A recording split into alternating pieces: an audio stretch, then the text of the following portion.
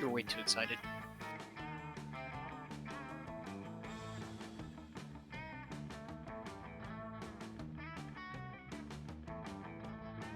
Get hype over yourself. Come on, bruh. Bruh.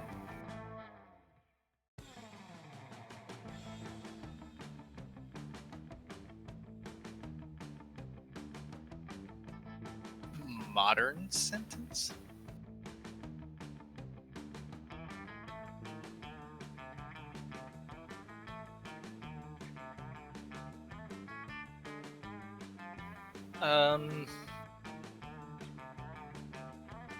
Man, yo dog, your drip is true, no cap.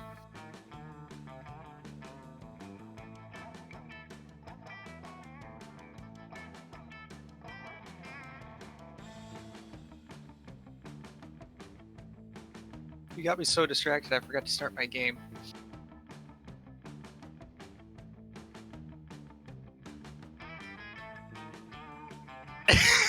Was that really properly representative of your generation?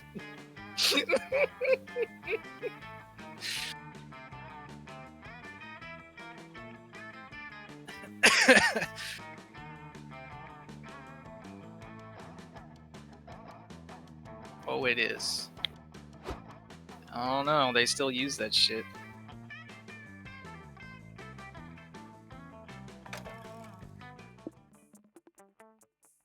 Let's do this. Don't even. Yeah, there you go. I was gonna say, don't read. Don't need to read all that again. Pick your poison. Don't matter. Don't matter to me.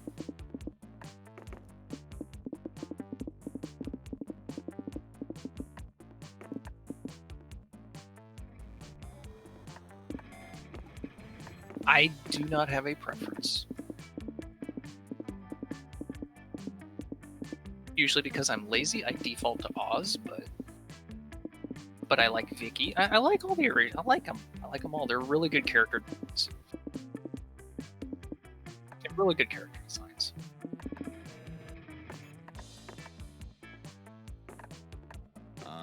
Sure. Wow, that barbecue is cool. Competitive tarot.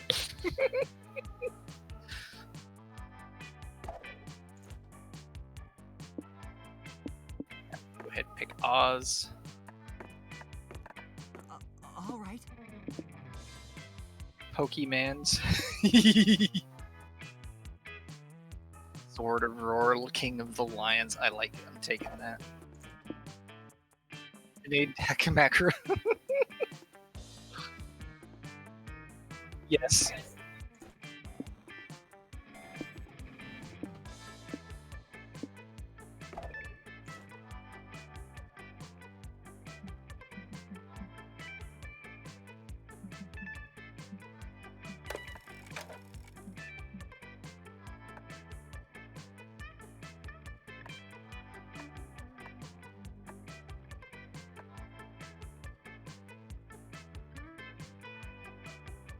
Well, before you do this, who are you shooting for tonight?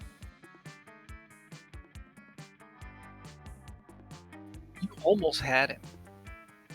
You did. Oh yeah, that's right. You succeeded, whereas I kept failing over and over. It was a good masturbation session.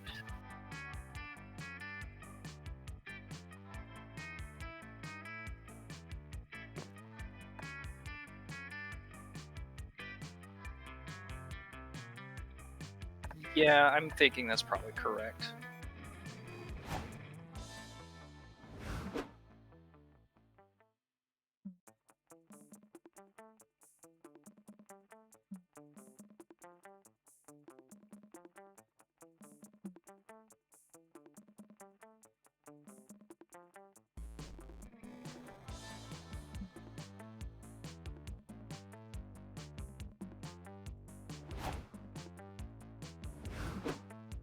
What a coincidence, Oz. You love getting punched in the face, and I love punching people in the face. Thank you, Dahlia. This may be the start of a beautiful partnership. I guess we'll have to see what sort of puncher-punchy relationship blossoms between us while we're at camp. Ooh. I like wrestling big buff girls. So did you know the Love Yourself achievement that we got last week? 2%, 2.7% of the player populace has that.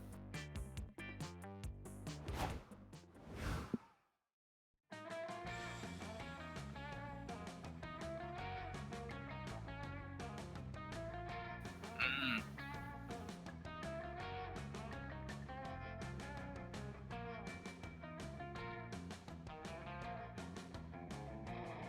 Mm-hmm. Oh, the gambling aardvark is 3.9%. Jeez, we got some good achievements.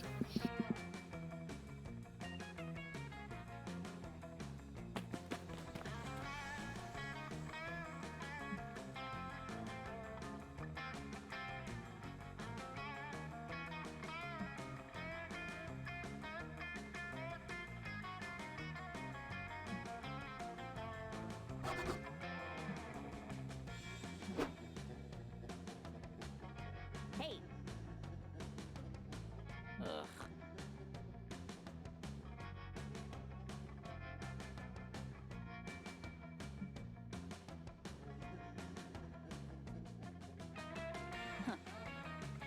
Nemesis.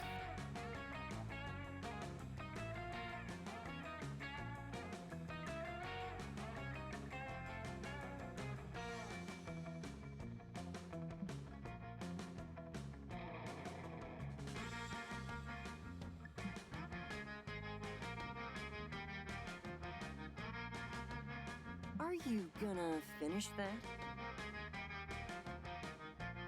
Shut up, Hex!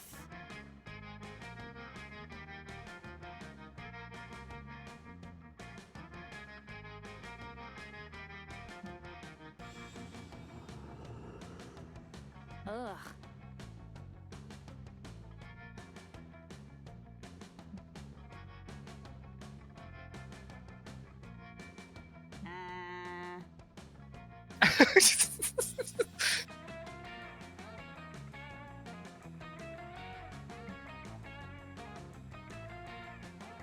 Nah.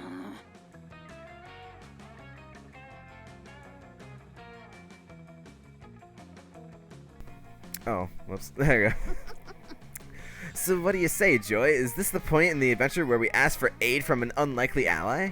I guess it is. So what do you think, Brian? How can we figure out what this creature is? And don't say try having sex with it. I know where your mind is at. Sheepishly crumple up the big neon sign you made that reads try having sex with it. It's time for plan B.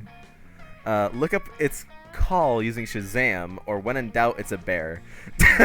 Man, the Shazam reference is going to be so lost on people in like 5 to 10 years. Oh man, I still use Shazam.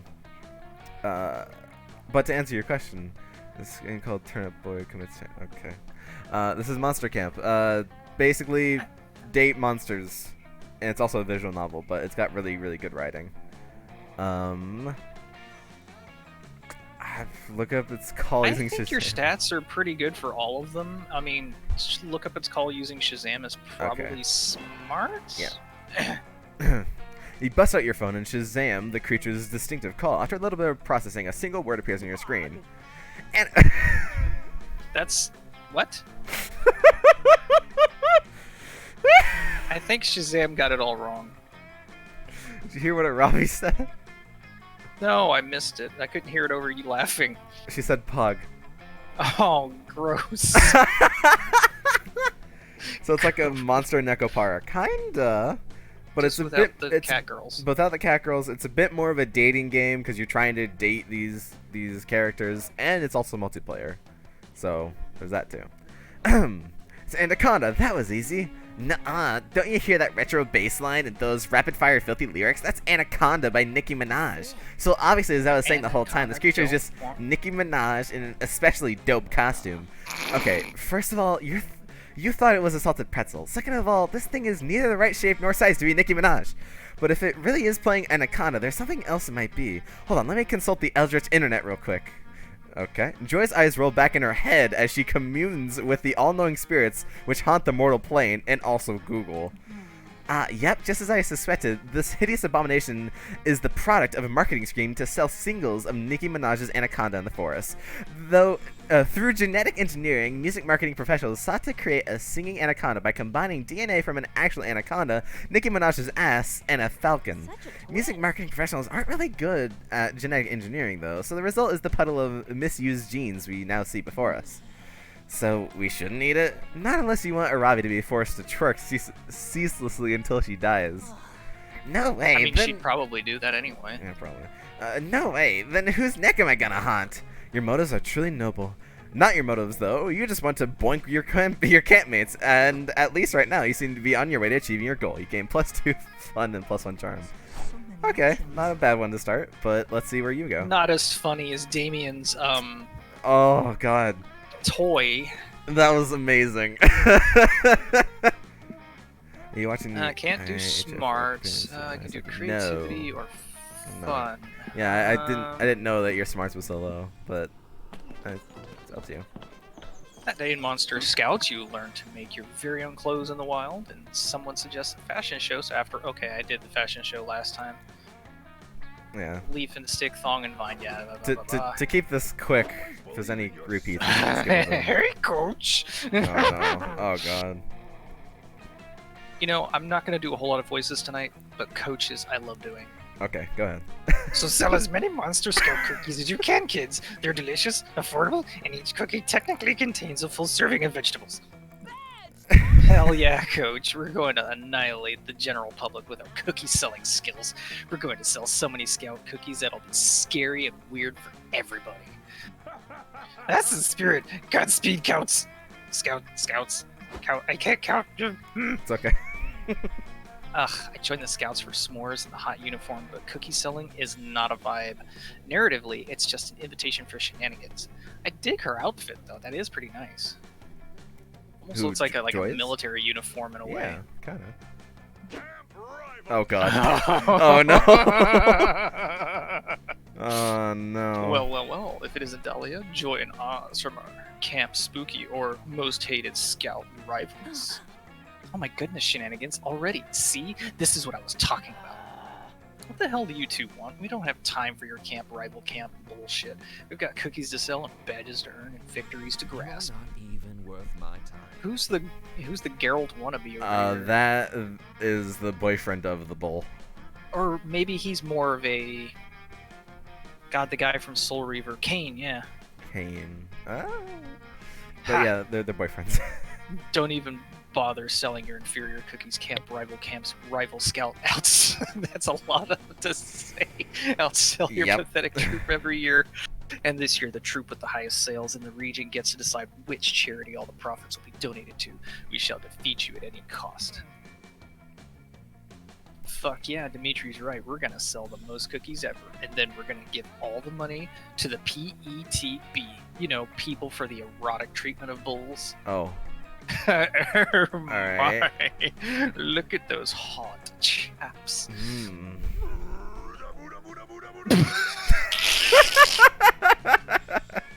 Really?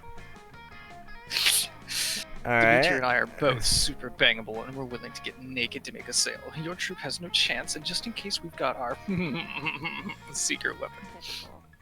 I can't believe I'm asking this, but what's your secret weapon? I'm not actually interested. I just have a strong feeling that it's gonna be idiotic. That is a forbidden secret of our troop, but since we're rivals, I'll tell you. We hide a razor blade inside each rival cookie. Oh, and we also fill them up with lots of poison. To be continued. That way, if you eat a cookie and die, if you eat a cookie, you die. And if you're dead, there's no way you can buy cookies from any other loser scout troops. Haha, catch you later, losers. He's technically correct. The best kind of correct. Alright, we're obviously gotta stop them. Yeah, they're our rivals. We can't sell less cookies than them. That would be losing. Holy shit, no, Dahlia. We can't let these guys kill a bunch of innocent people with razor poison cookies. Ugh, I guess we'll need some kind of plan to stop them. I have the perfect plan, and since we're witches, let's use magic to stop Morty and Dimitri. We're both in the coven, after all. Not in the coven! Dahlia, you are not in the coven, I swear to fucking goddess. This is going south fast. Impress your friends and defend your troops' honor by figuring out how to stop Dimitri and Morty from selling a single poisoned cookie. Don't forget the razor blades. Yes. Convince Dimitri and Morty that they're secretly robots. They'll be questioning their own sentience so hard they'll forget about the cookies. Or convince Dimitri and Morty that society has collapsed, cash is worthless, cookies are the closest thing the new society has currency.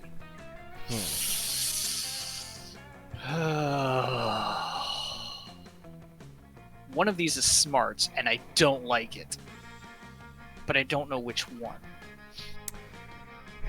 Robots, society has collapsed, cash is worthless, cookies are close to the society has currency. I think I should go with the second one. Okay. Ah, Ooh. nice. Whoa.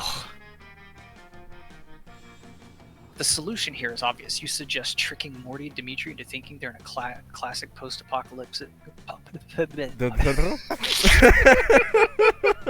post-apocalyptic Mad Max cookies are currency situation.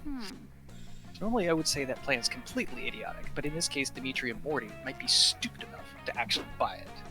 You chase down Morty and Dimitri before they sell any cookies in a very convincing speech. Oh, sorry, I thought that was Morty talking. In a very convincing speech, you break the news to them. Society has collapsed. You also mentioned that the New World Order has designated cookies as currency, so cookies are now extremely valuable. Yep, Oz is right. I just wish we had sold our cookies, you know. We'd be super rich if we had just, kept them. Huh. Dimitri, think about it for a second. We have a lot of cookies. Maybe it means that we're hot and rich, instead of just hot. Oh my god, you're right. But wait, how rich are we? Joy, what's the exchange rate for a single cookie in the new society?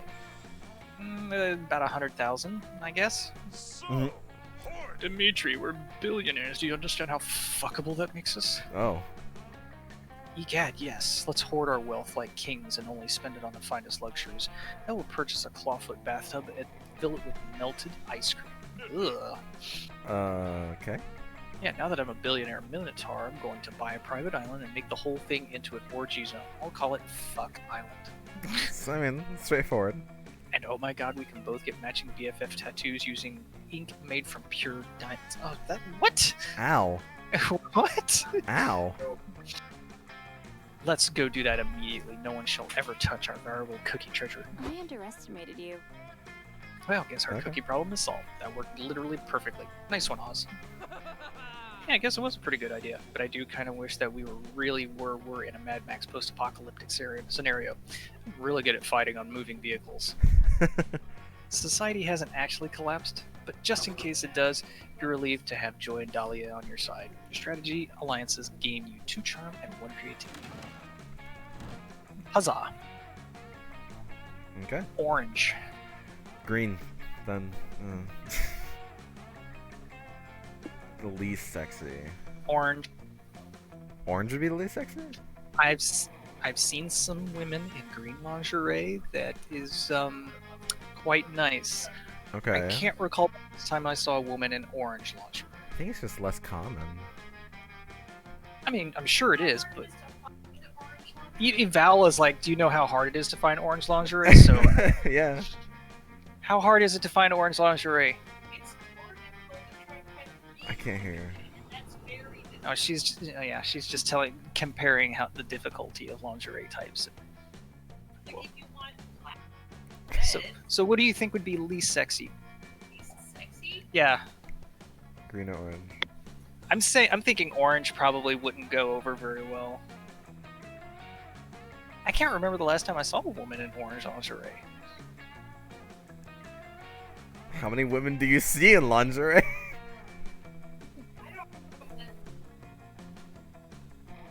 Well, it's not. Well, I mean, if you're trying to go for a more pea yellow orangey lingerie, just you go first. Fuck it, Jesus. Okay. You have to click.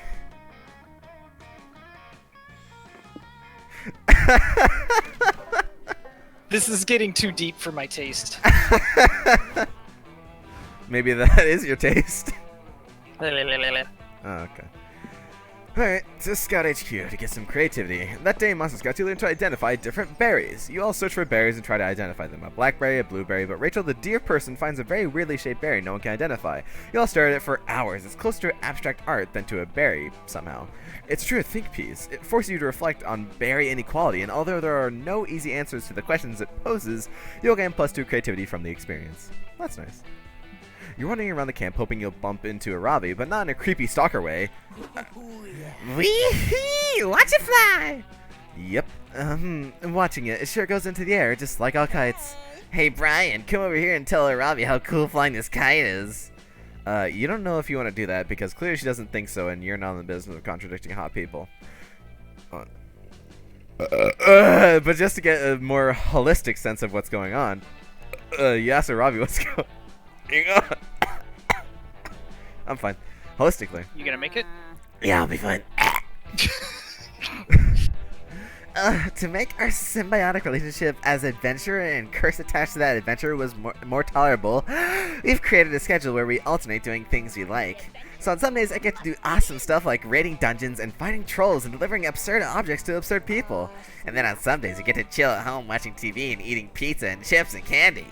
And Hex likes to pick up different hobbies they see on TV and forget about them in a day or two. Hey, I do not. Then why do I have, like, half-finished scarves, decoupage potholders, friendship bracelets, and a taxidermied rabbit in my skeleton? I'm gonna finish all of those. I just haven't had time yet because of all the eating junk food and watching TV. Hex saw a kite flying on some dumb TV show and insisted we try it for their activity today.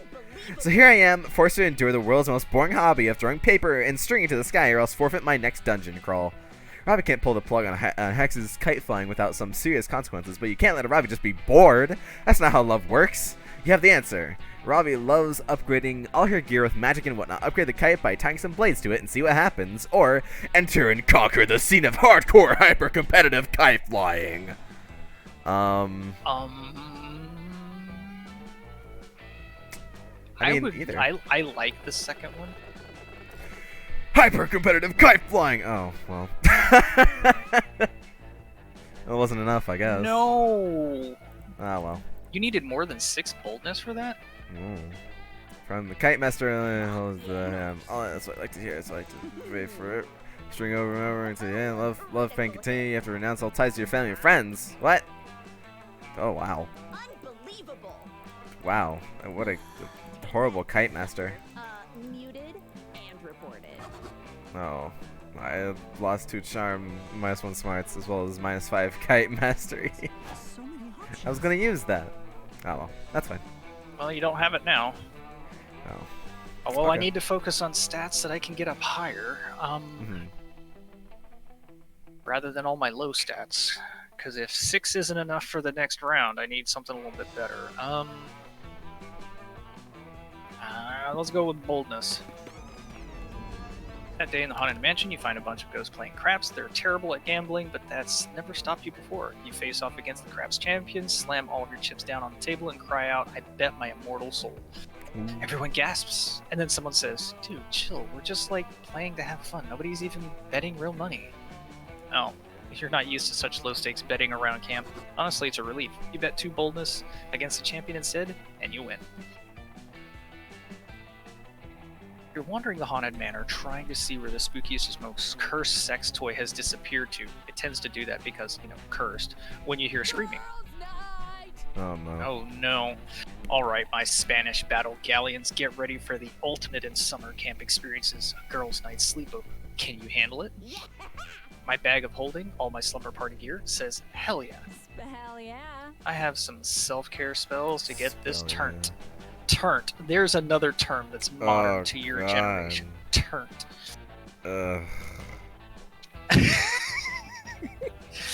I'm talking cucumber face masks that will give you completely different skin. Literally, it steals people's skin. Girls' night on. Actually, I'm here too, and I'm a non-binary curse. Oh, heck. Hey, that actually answers some questions about Hex. Yeah.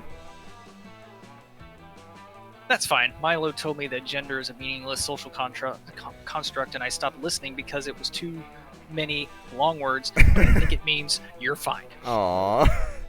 So then what makes this the ultimate summer camp experience? It's not a girls' night out if it's not just girls, so it's just night. Is night really the ultimate camp experience?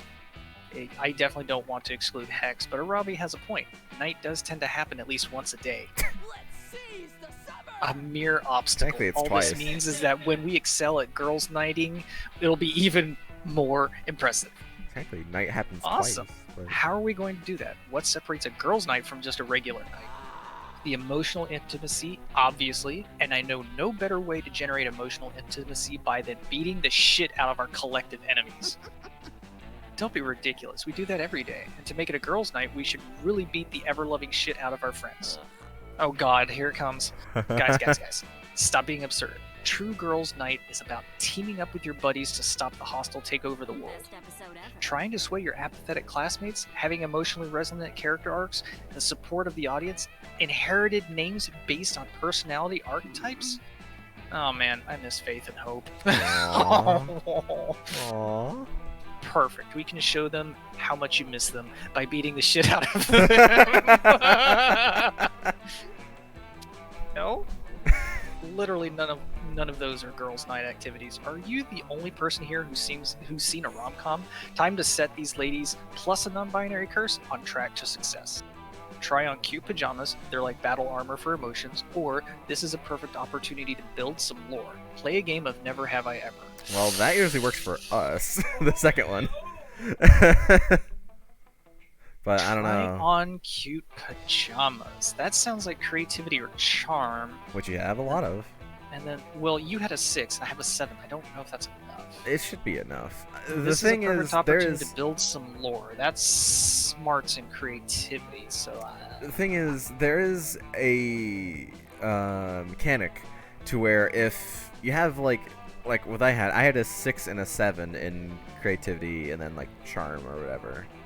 Oh no, it was boldness and creativity. So because I had a lower than what the other one was, the lower one is what makes me fail. Does that make sense? so it takes into account 2 stats per decision. Yes. It takes into account both stats, and you want to go for whichever one you have the more of.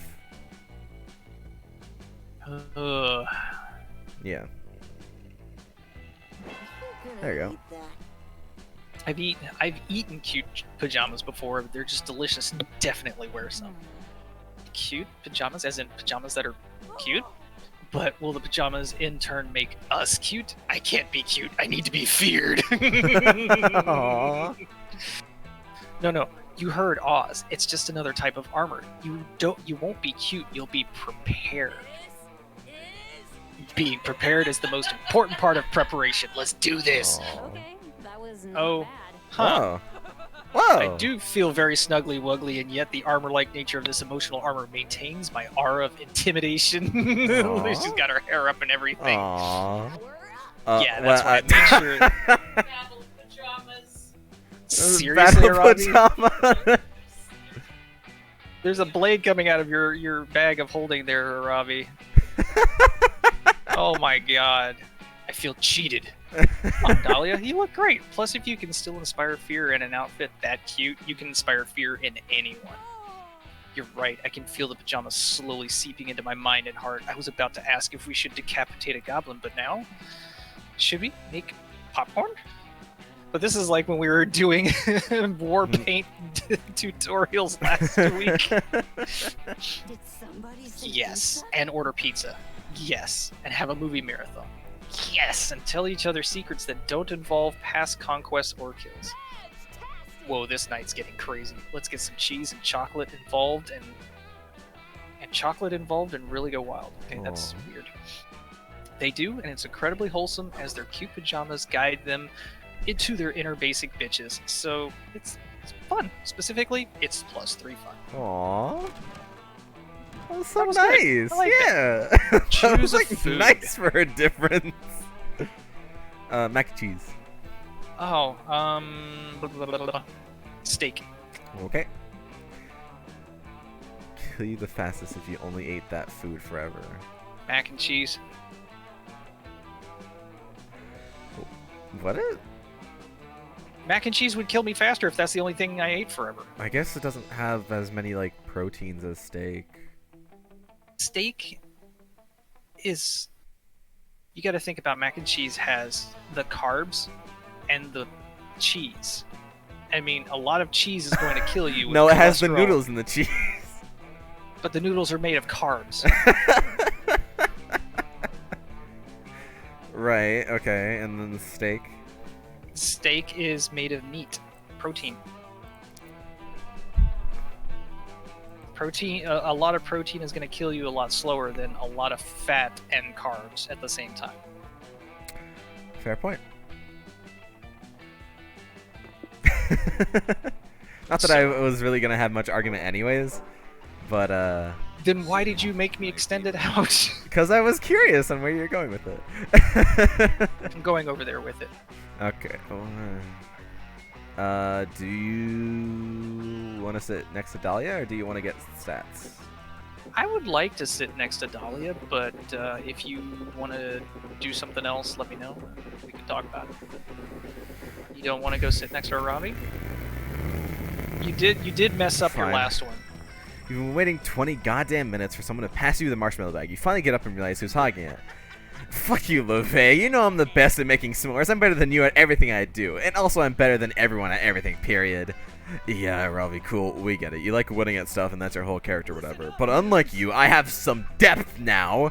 Which means I'm not just better than you at catching these marshmallows on fire because I'm an edgy pyromaniac. It's also because I have fucking anger issues. And losing at this would really piss me off. Aren't they the cutest, Brian? Yeah, I'm talking to you, broski. I know why you're here. You want to get a taste of someone's delicious forbidden marshmallow, right? Oh, hell yeah. Try judging their s'more making contest for a bit. I've been doing it for the past half hour, but I keep forgetting to give them criteria. I think I just like eating free s'mores. Yeah, that's one thing Damien and I can probably agree on. Hex's judging so far has been total crap.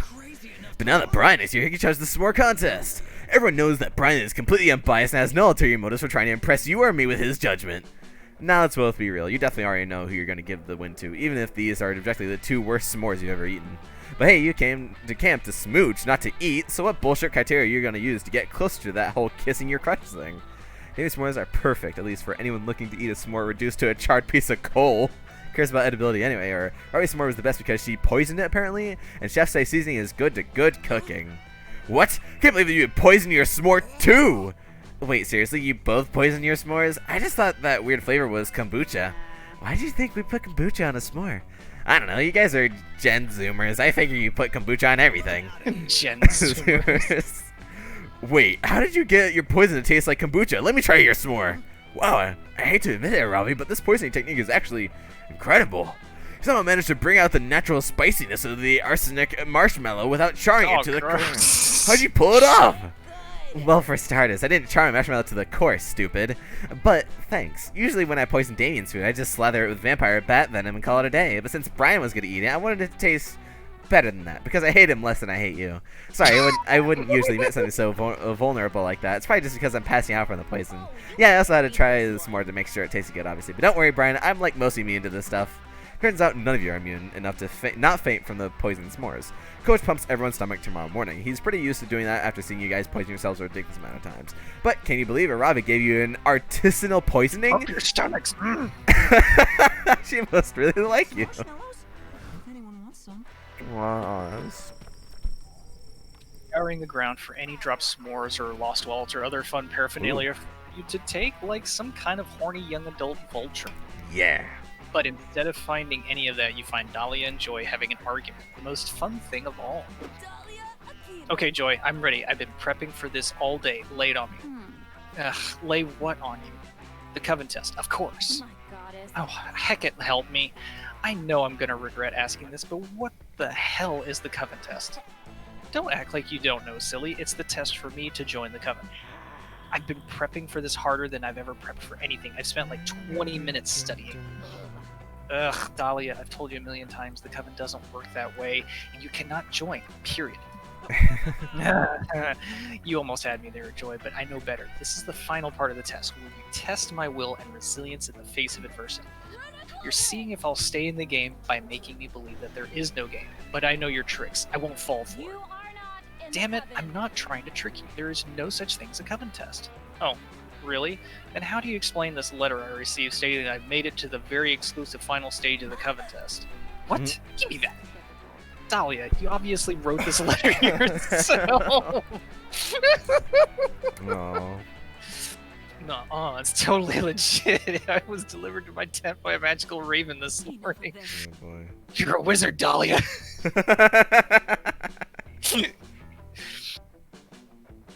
Then why is it addressed to Dahlia Aquino, buffest blue babe of all? Also, you misspelled joy. Really? Dahlia, come on. No, I didn't. Your name is always spelled with a silent D. Oh no. Joyed. Dahlia, I'm sick of your shit. This letter is meaningless, and you're not taking the coven test because there is no test. Yep, gotcha. So there's going to be an oral section of this test. Also, is it cool if I mark my answers in blue glitter pen? It's the only writing utensil worthy of me. There's no way this argument is going to end anytime soon. Obviously, Dahlia isn't going to let go of this test thing, so what is the true test to entering the coven? Only 3 witches can form the coven, so in order for Dahlia to join, one of the current members must die. Ooh. Dahlia, to become part of the coven, you must spend 30 years as a hermit far away from here. That's not going to work. You're a bad omen. Nice. What? No, that's not at all how this works. But it makes so much sense. You point out that Joy joined the coven after Grace, the previous coven leader, after she tragically died. Well, I mean, that may be accurate, but... Aha, so it's true, one of the current coven members must die. Why didn't I think of this sooner? Maybe because it's insane? You can't kill one of the members? Sounds like a challenge, and to think, Joy, that you were once in the same position as me. What? Position? Why, the position to kill a coven member, of course. I bet it all went down just like this. You went to a summer camp, met Grace, begged her endlessly to let you join. You couldn't possibly be further off. And I bet you forged some very convincing papers saying that it was time for you to take your coven test, and Grace totally fooled, and then BAM! You clocked that bitch and became a coven leader. Dahlia, no. It's not that simple. For one, me and my girls are all witches. Yeah, for now, but soon one of you will be dead. No, not to mention we were chosen by the part of the coven by the triple goddesses, and each of us represents a core virtue of humanity. Yeah, and what's more virtuous than Dahlia? I just had this vision of her holding her hand up with her thumb pointing at herself. The question is no longer, will Dahlia kill one of us, but which of us will Dahlia kill? This is a hard pick. I obviously can't kill you, Joy, because you'd see it coming. Maybe it should be Hope. I mean, she died 3 times already, so a 4th death won't matter that much, right? But maybe Faith would be better pick. She and I have the same calm and collected vibe, so if I took her place, it'd be the most seamless switch. Dahlia, you're joking, right? You're not actually going to try and kill one of my girls. Another test of will. Of course I will, Joy, and I promise to make you proud. Come on, Oz. Since this was your idea, you should join me. You and Dahlia walk off despite Joy's protest. You always knew you'd be an accessory to murder one day, but you never dreamt it'd be a witch be with someone so hot. Woohoo. You never managed to find Faith. Joy probably warned her, but in life, as in law, it's the intent that counts. Alright.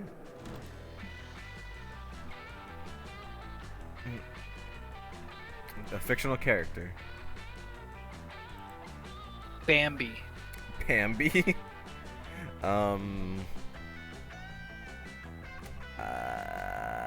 I'll stay on Disney and go with Wally. Okay. Play order is decided based on which fictional character would be the best companion in a life or death scenario. God damn it.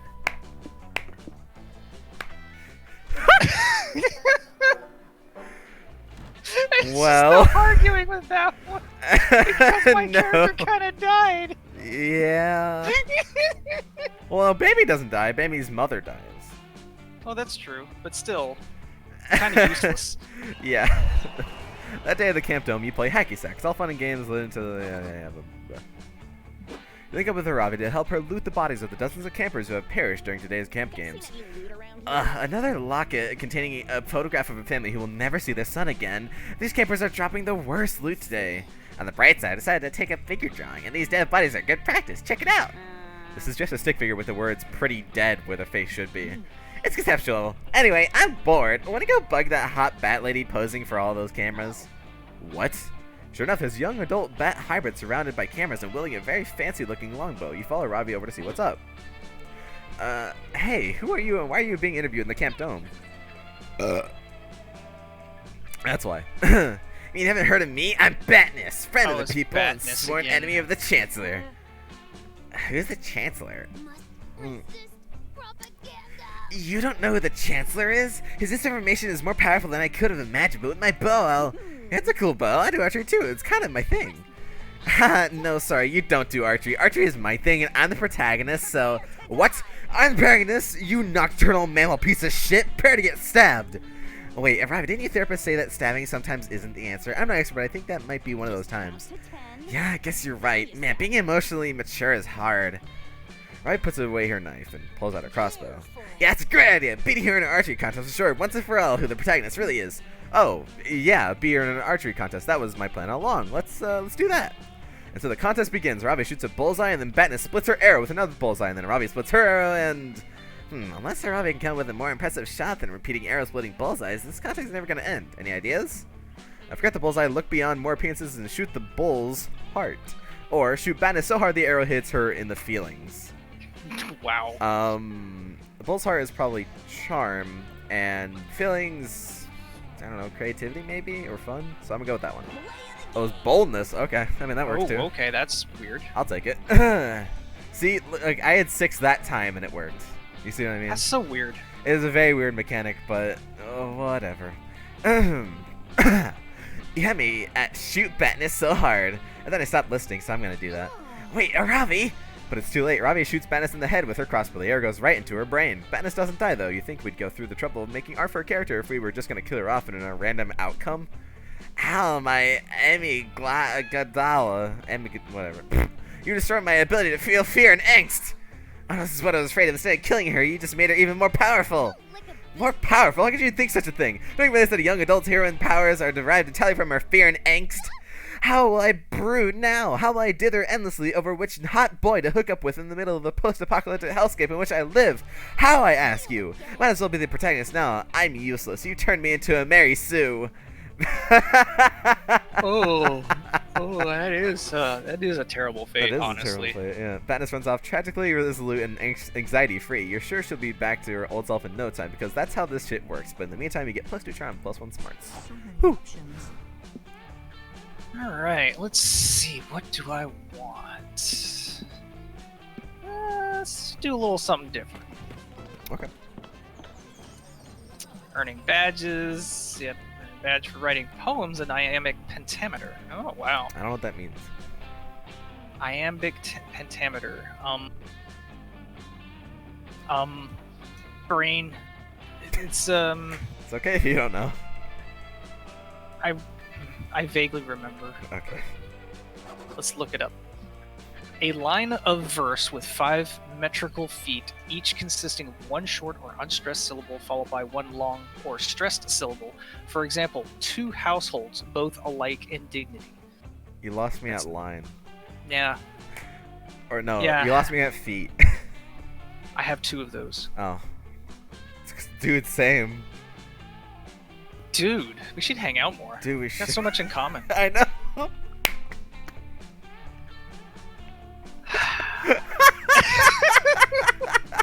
Jesus Christ, we're retarded.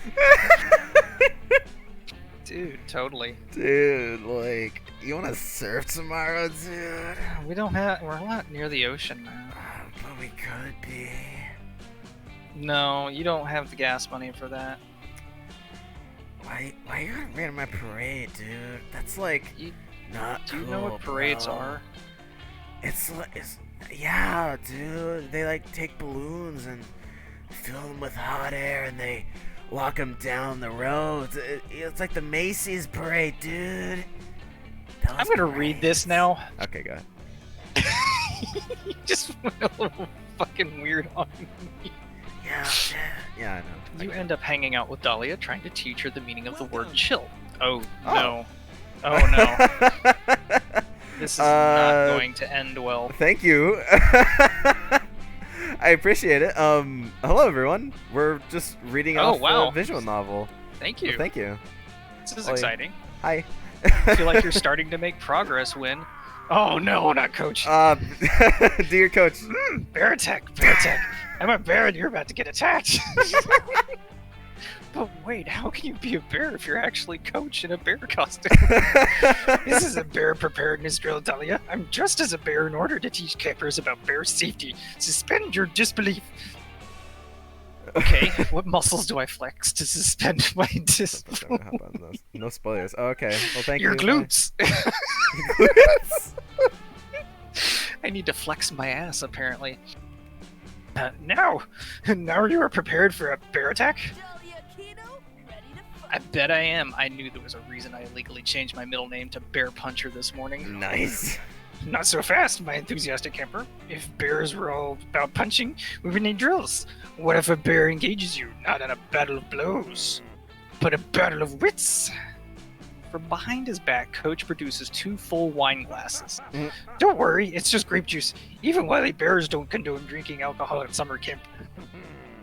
But here's the twist. One of these glasses is poisoned. Mm. The battle of wits has begun. Inconceivable. It ends when you choose your glass, and we both drink, and find out who's the winner, and who is dead. Normally wouldn't condone drinking poison at summer camp either, but this is for educational purposes. Now I am the sort of bear who would put the poison in my own glass, trusting in my strength to save me? Or am I the sort of bear who would put the poison in your glass because Dahlia snatches the glasses out of Coach's hand and chugs both of them. I'd choose both glasses. What? Ooh. Why? Because it's the last thing you would expect. It's called lateral thinking, and I excel at it because my brain is the strongest. Oh, okay, well, you're definitely poisoned now. Oh, whoops. Oh no, you can't smooch Dahlia if she dies of poison. Romancing corpses is only okay if they're reanimated somehow. Tell her how to survive the latest idiotic mistake.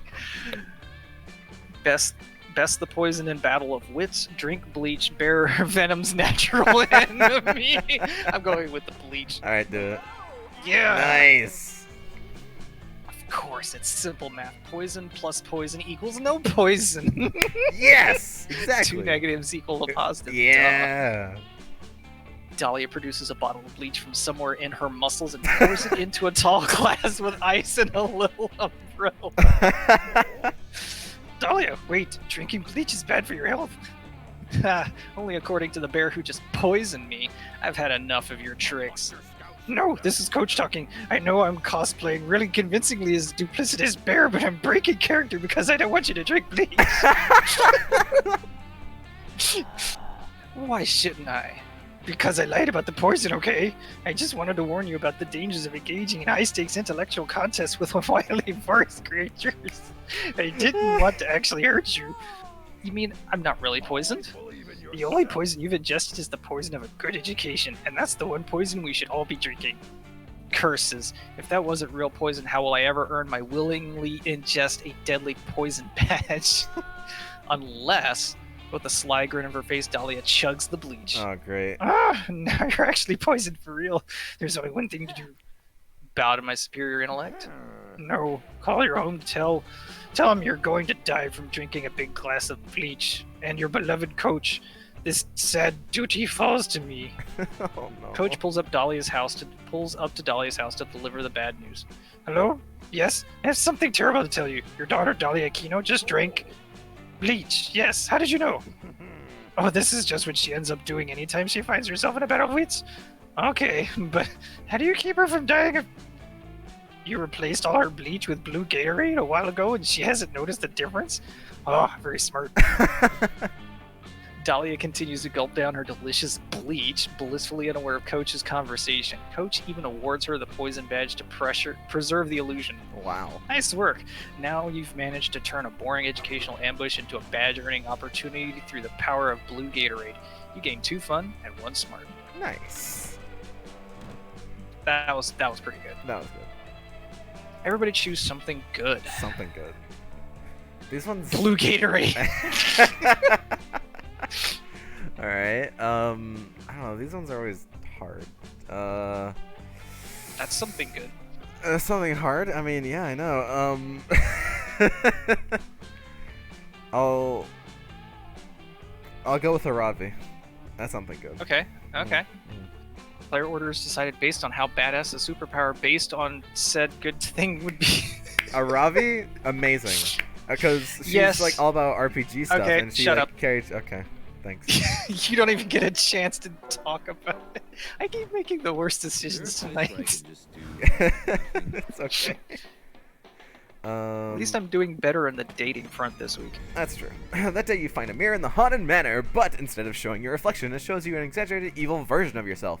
Evil you says you will never surmount your insecurities. Look how perfect I am. Look how flawed you are. No one will ever love you. Counterpoint, many of your perceived flaws are totally fabricated by greedy companies looking to make a profit by promising to fix things that you literally cannot control. As soon as you say that, evil you shrieks bloody murder and disappears. Nice, you get plus 2 bonus because you're amazing just the way you are. I Are wanted to like say you that the really- micro machines, man, I trying to talk as fast I as wanted to say possible? that. I wanted to say that fast because I really like that like start prompt, but we've seen it before, so I want to say it fast, and I did it.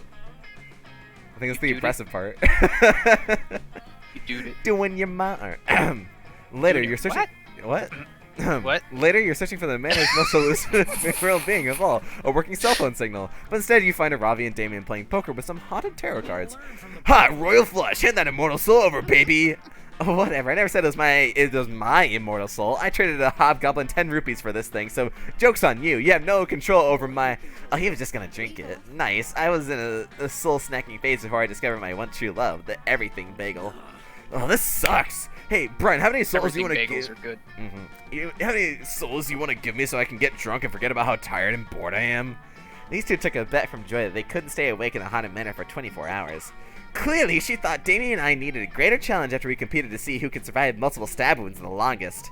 But it's so lame in here, it's impossible to stay awake. The discordant screaming of the damn spirits sounds exactly like the lullaby my dad used to sing me as a kid. Yeah, and the bloodthirsty voices in my head repeatedly whisper, "Kill your father," are starting to give me ASMR.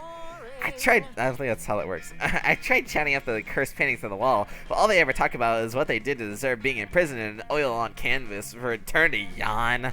Hey Brian, why don't you help us not keel over? Either entertain me with your antics or by letting me burn off your eyebrows. It's always nice to be needed. What can you do to keep these sexy idiots from nodding off? Discuss the most current injustices and problematic situations so you can all stay woke, or binge all 32 Shrek movies in one night.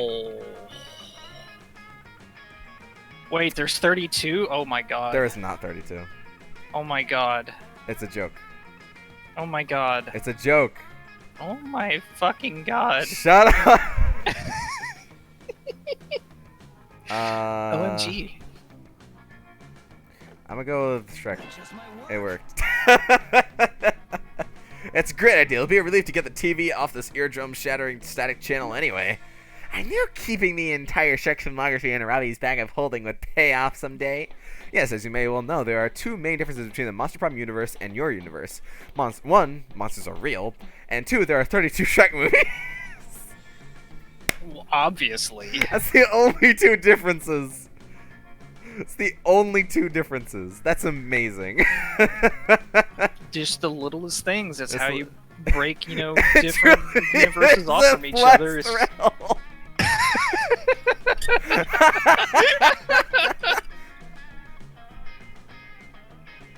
Sure, we'll go it with sure that. is. It really is. You watch Shrek and quote the Onion monologue. Sorry.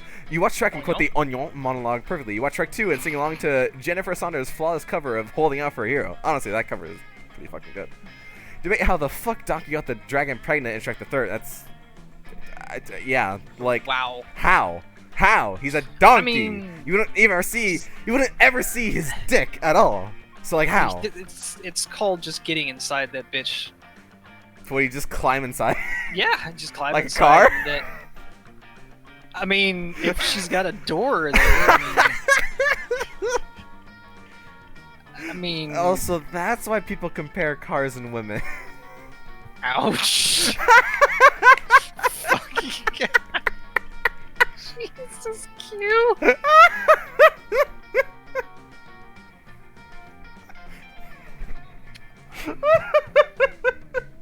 Dragons, fucking. I mean, And agree that Shrek Forever After was so forgettable I can't even make a good pop culture reference about it. That's true. It really was forgettable.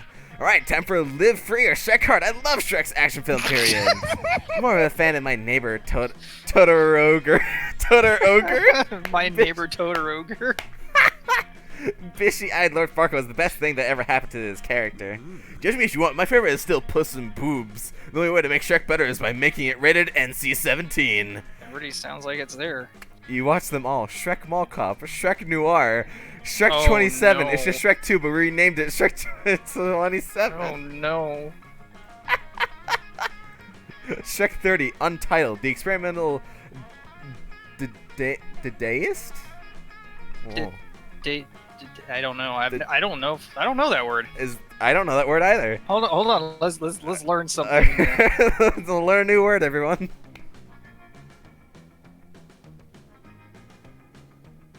Dadaism. Let's see here.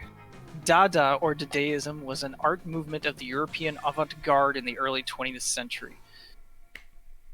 Okay. Okay. What? Dadaist Shrek movie in which Fiona contemplates a banana for 180 minutes and then vomits slime. What the fuck? A Euro all-nighter binge turns into 3 straight days of Shrek, but who's counting? Shrek is truly both love and life. Wow, they are really going all in. It's fucking great. That is full meme. You win the hell out of that bet, and at one point Holy you even shit. graze hands with your sexy friends while reaching for the popcorn. Gain +2 creativity and +1 fun. That was a fucking good one. Holy fucking shit. Oh, nice. All right. Yeah, that was a thing. While you're in the throes of battle at the camp dome, one of the teammates suddenly gets shot by 3 swift arrows. While slowly dying, he asks you to take the +2 charm he had hanging around his neck in silver lock. It's a family heirloom. He wants you to take it to his father and tell him his son died in battle. While crying, you promise to do so. You'll honor his death. Thing is, later you end up binge watching 15 episodes of Garfield back to back, and you actually totally forget about your promise. Oopsies. Well, You're celebrating a major victory with Dahlia. She just won a game of charades against Camp Rival Camp, and only 6 people died this time. This is camp. Jeez. Okay. Thanks, Dahlia. Hey, look, there's a bat lady on the ceiling. Hey, bat lady. No, not Batness again. Come down here and fight me or great. charades against me. I'm unbeatable. oh, Dahlia, no. it's me, Batness from Camp Rival Camp. Keep your voice down. I've been hiding out here in the dome for the last 3 days.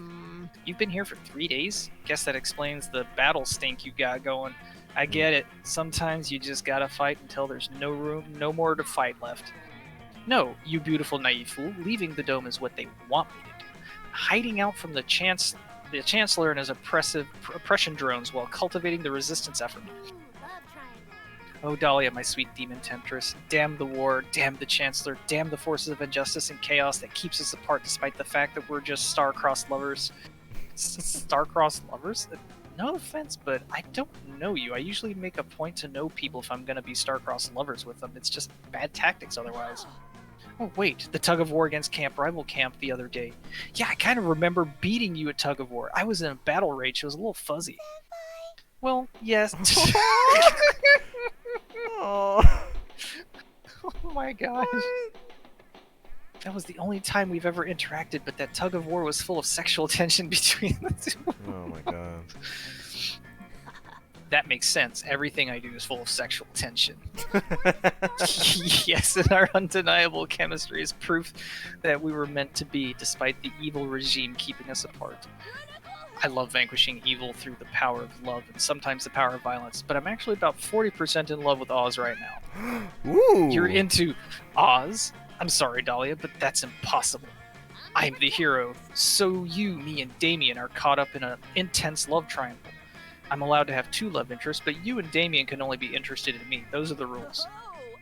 A love triangle does sound hot. Triangles are sexy shapes, with all the points and stuff. You ever seen an isosceles? Damn! And it makes sense that Damien and I are fighting over love interests. We're always fighting over love interests, and it's how we keep our rivalry strong. Plus, we've got similar tastes. Yes, just imagine the witty banter the three of us will have on the battlefield before we give in and fuck, or as close to possibly to fucking while maintaining PG-13 rating. I may be 20, but a girl needs to think of her younger audiences. Sorry, Oz, you're cute for sure, but the two of us are just, make a love line. It's way cooler to be in a love triangle. Imagine all the romantic battle strategy. Dolly Right. is about to ditch you for the ecstasy and agony of a teenage young adult apocalyptic love triangle. Quick, find a more interesting romance plot and get her attention back on you. Why be part of a boring love triangle when you could join an even sexier romance configuration, a love hexagon? Ooh. There's nothing sexier than a doomed romance between dating sim player and a hot fictional character. I Ooh. think either of these might work. You admit to Dahlia that you aren't actually a fellow camper at Camp Spooky. In reality, you're a dating sim enthusiast playing a game called Monster Camp. Whoa. And how meta. A fourth wall? What's that? And even though she's just a fictional character in a game, you're totally in love with her. I mean, I'd hit that. Not in love with her, but I'd hit that. My god, Oz, is that true? Because that's exactly what I am too. Oh. Okay, this is all way too meta for my genre. I'm out of here. In real life, my name is Terry. I'm also a dating sim enthusiast falling hopelessly in love with fictional characters. I thought I was the only one. Oh. But how do you know that you're just not just another fictional character programmed to have self-awareness? The only way to prove your sentience is for us to leave the game and somehow connect in real life. Oh no. Terry explains that the only way to contact her in the real world is to leave an overwhelmingly positive review of Monster Camp on Steam addressed to Terry. There you go. I promise to read every review and maybe someday our doomed love can become undoomed. Goodbye, my sweet fellow player. Whoa, what just happened? For some reason I can't remember the last 10 lines of dialogue. Guess it was just another battle rage. You gain a mind-bending level of diegetic self-awareness, and the only cure for that is gaming and some gaming and in-game stats. You gain 2 fun and 1 charm. Wow. All right. What the fuck? You got an achievement too. You got an achievement. Oh my gosh. What does it say? Terry's such love or something like that? Terry sends love. Hey, this is Terry. I miss you. That's the description. I wonder how many Wow. people have posted about Terry in Steam reviews. Yeah, now I'm curious because 1.3% of players have that achievement. Oh my gosh, we should totally do that. What posts about Terry? Yeah, let's do it. Yeah, let's do that now before we forget. Now, okay. Let's do that now. Hold on a second. How do I? Would you recommend this game to other players? Yes. And then describe what you liked or dislike. What I liked Terry the most. Love you, Terry. How do I review this game? And then I do a winky face with the cat. There you go. How do you do?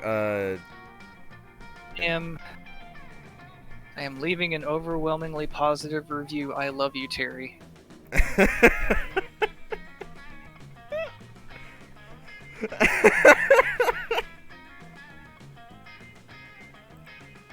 You should see my review. Like in the feed or whatever, like Steam feed.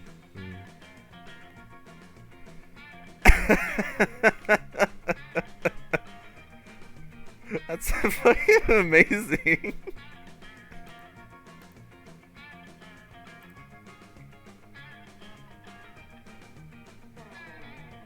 All right, that's good. Yeah, that's. Did you send it? Yeah, I just I just posted the review to my account. I'm leaving over a positive review. I love you, Terry. Contact me, please. I need your affection.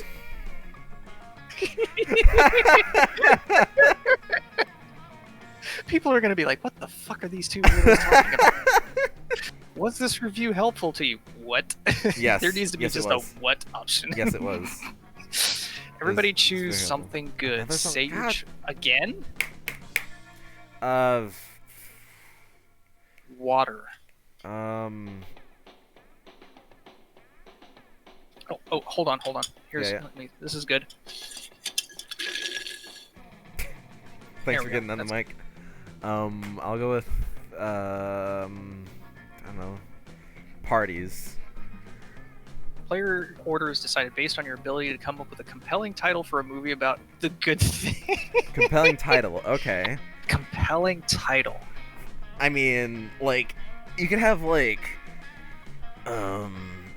Waterworld 2. Waterworld Waterbeds 2. galore. Waterworld 2. Waterbeds galore. How much did Waterworld sell? Like, I don't know. Let's find out. Let's see.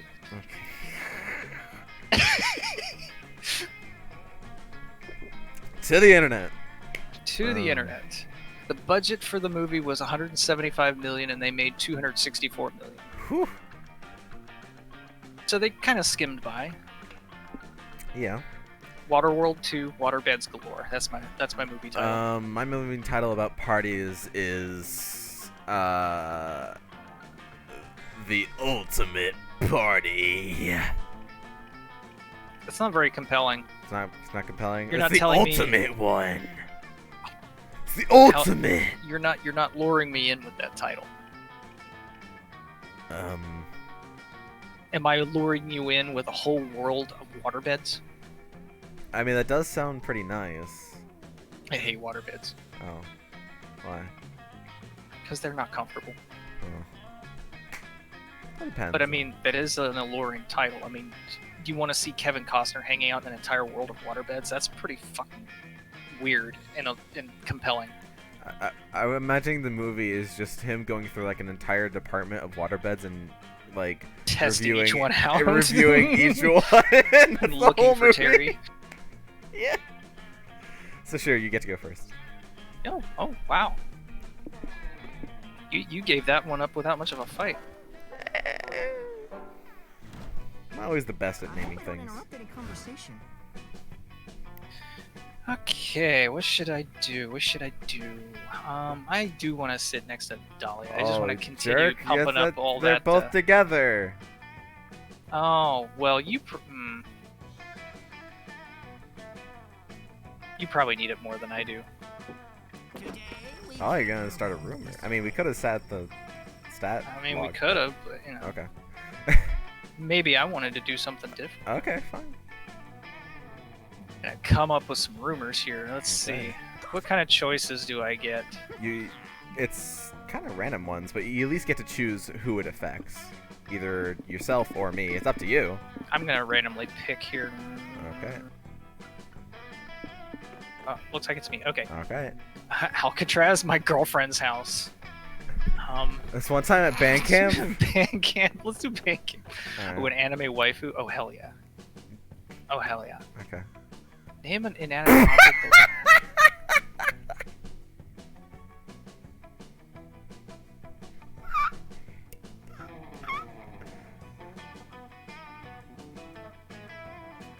What? Can you type? Do you know how to type? You know your job? Alright, well, Are you inanimate? I don't think I am. It doesn't really count.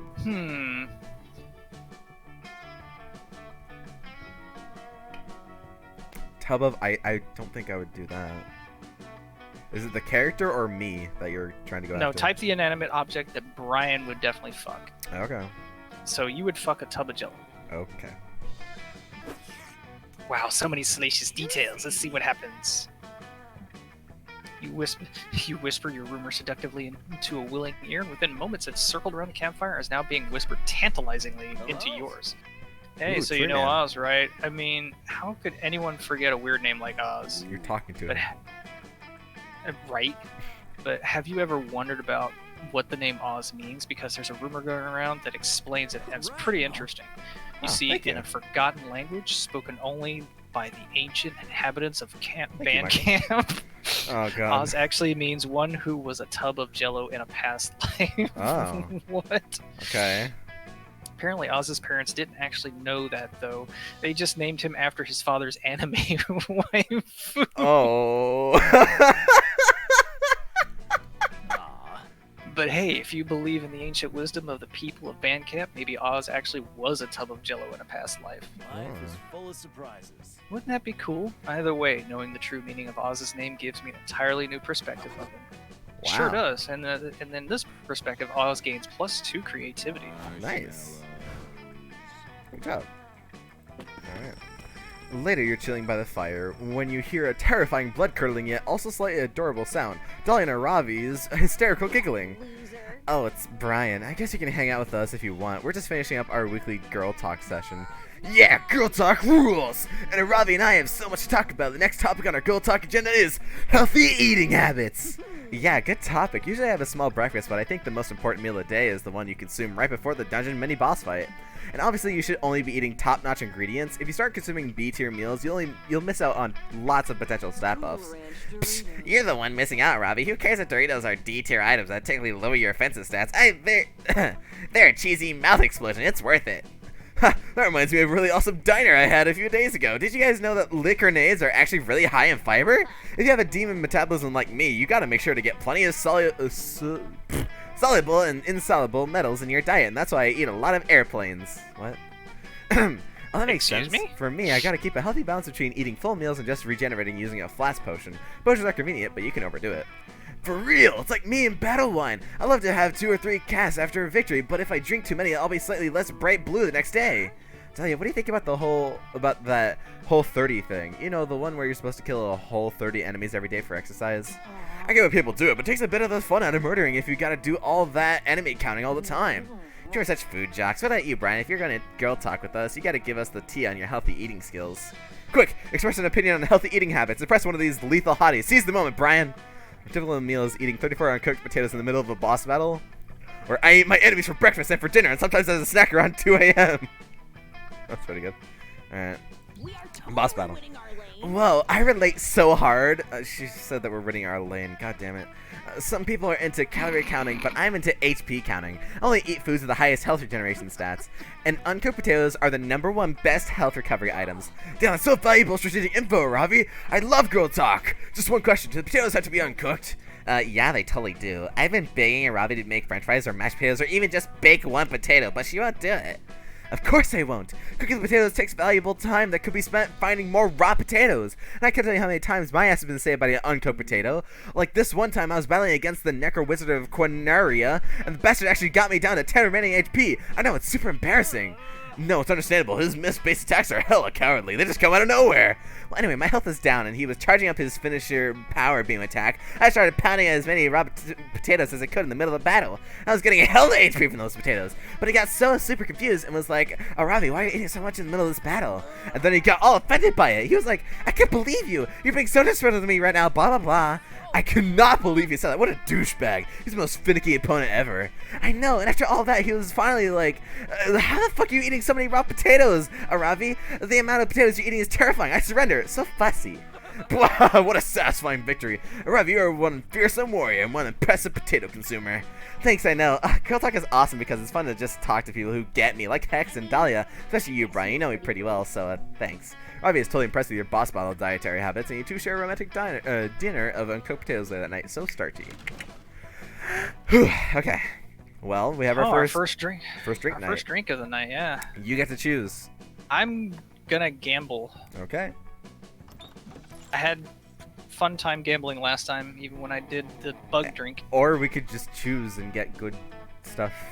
But I like gambling. okay. I like to live dangerously. Oh, what do you? It's the only way to make sure that I continue with the motif of trying to chase after Dahlia. Okay. You're waiting all week to this moment, visiting Juan and getting a good drink.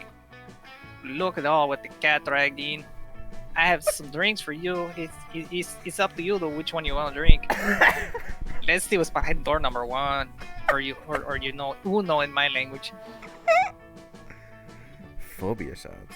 No idea if I get the recipe right. You want to try it? I have no idea what that does. Otherwise, you always have the mystery box. I have no idea what phobia shots I'm does. gonna do it. Okay. Take it. Yeah, not totally. I was testing your common sense.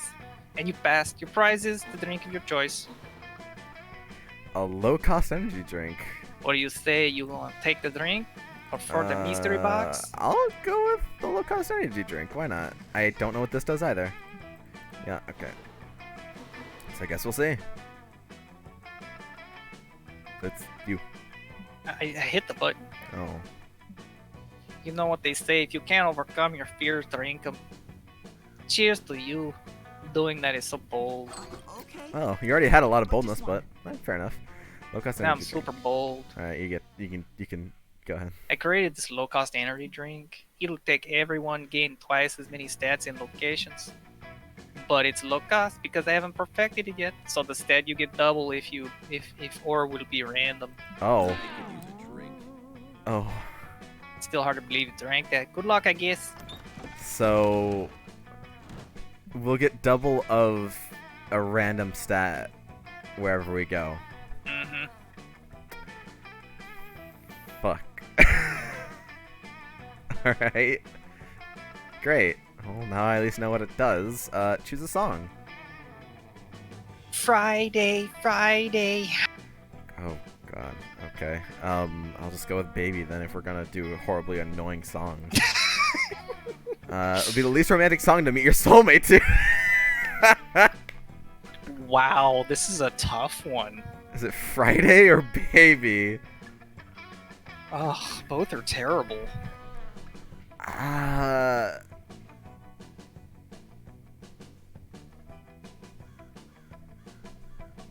torn. You want to do random? I guess so. Okay. No, well, it's you. Alrighty then. I guess because at least like Baby is like, you know, it's like it's supposed to be a semi-love song, even if it's horrible. Friday is just annoying. It's fucking annoying. So That's kind of the point, I guess. yeah. Okay, so does it matter where we go? Or Plus does it 2 of everything. not? No, it does not matter. Okay, so So wherever you want to whatever's go, more I exciting. guess. I guess I'm gonna go to the lake. That day you go diving to see what's at the bottom of the lake. You find a comic book. You pick it up, but it's so interesting you stay there reading it. This is bad since you cannot hold your breath indefinitely. You rush to the surface, but before getting there, you drown a little and some lake water gets into your stomach, in your mouth. Gross. You swallow some weird stuff that was in the lake. You force March. Huh. Okay. I mean, you needed smarts, so it fits. Ooh, that's hot. What, calculus or not calculus? Oh yeah, it's calculus. Sorry, Well, we yeah. know where your mind is. Well, I just noticed him first. Mm-hmm. Oh yeah, Spot Robbie's there too. Yeah, baby. Okay. But man, that One Piece swimsuit, that's nice. You spot a Robbie, Dahlia, and Calculester, but none of them are making out with you, and this is an emergency. Sup, Oz? These nerds are all getting ready to raid a water dungeon together, and I'm using it as inspiration for my slam poetry.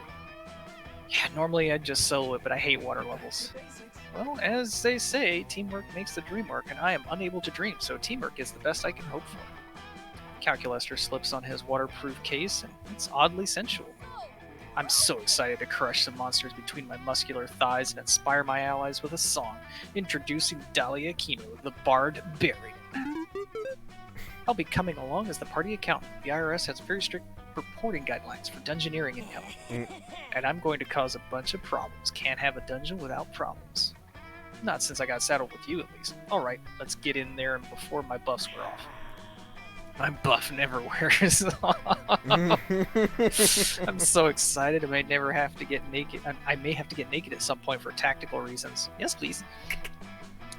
Treasure, adventure, tactical nudity. You've got to be part of this adventuring party. But they're already got such a strong crew. What role could you possibly fill in this water dungeon? Every party needs a chief puzzle officer. Oof, I don't know if I have the sparks for that. What's a dungeon without a dominatrix? Hell yeah. Oh, excellent idea, Oz. The latex armor seems very waterproof. Whoa, you've always been this terrifyingly attractive? That whip. It looks like his good DPS. This will be fun. Well, what are you waiting for, Oz? Let's get in there and top some creeps. You don't need to be told twice. You stride into the water dungeon, stilettos clicking on stone tiles, and demand the water goblins worship you. The goblins cower, blushing. We're sorry for all those travelers we devoured. We've been so naughty. You magnanimously allow them to carry you to the boss room on their backs like the bad little horsies they are. Nice work, Oz, but King Clamwad won't be so easy. He's a battle-hardened veteran who... Wait, how did you tie him up so fast? He tied himself up. Being king is such exhausting work. Always making decisions. He couldn't wait to have someone else take control for a change. You shock his nipples with a car battery. Oh. And how did you know he was weak to electricity damage? I think Oz just has a natural feel for these things. 2 hours and 1.5 car batteries later, you're walking out of the dungeon with all the treasure you can carry.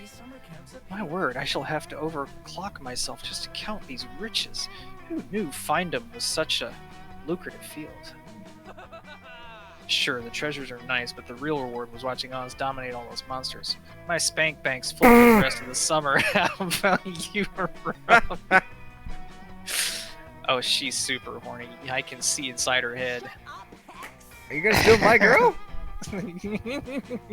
gonna take both women at this rate. God damn it. Aravi manages to distract everyone with a sudden burst of senseless violence, but you can see the lust in her eyes. Hers and everyone else's. You gave 2 charm and 1 fun. Okay. She's my girl, you fucking. Look, you can call me a whore all you want. That doesn't change the fact that I'll I call just you a lured very lovable everybody. whore. A lovable whore. Oh, I don't know. While hiking through the woods, you're approached by an NPC who has a quest for you. You can tell she's an NPC because she only says the same 4 things over and over and keeps doing the same idle animation. The NPC's quest to deliver a very important scroll to her father. She makes it extremely clear that no one else is allowed to read it, or terrible things will happen. You read it, of course. It turns out her father's secret recipe to the perfect peach cobbler. Looks like her dad is never going to make that famed dessert in time for the NPC family potluck because you eat the recipe scroll and gain +4 smarts. Hey, that works. After that, you head to the lake with Hex and Aravi. Aravi is testing out her new Zora armor, and you're helping Hex chug as much lake water as possible. It's so awesome, you guys. I can breathe underwater and do whirlpool attack. Gods, I'm so glad I spent 200,000 rupees on these greaves. Sorry, my mouth was full of lake water. I was trying to say, fuck yeah, this is fun as shit. Like Taylor Bryan, fucking classic vibes. Suddenly, you're here, Y'all hear a voice? Y'all hear a weird voice calling out to you from across the lake. Hell, adventurers, hidden my mess. Okay. Look over and see a messenger emerging from the trees. He's holding a leather scroll and he looks super stressed out. That messenger looks familiar. I swear I recognize him. Maybe someone I cursed in the past? Adventurer Ravi, Adventurer Hex, Adventurer Brian. I have searched for many moons to deliver. Yeah, you got an important message for us. Life or death, blah, blah, blah. We know the deal. Give me the scroll, noob.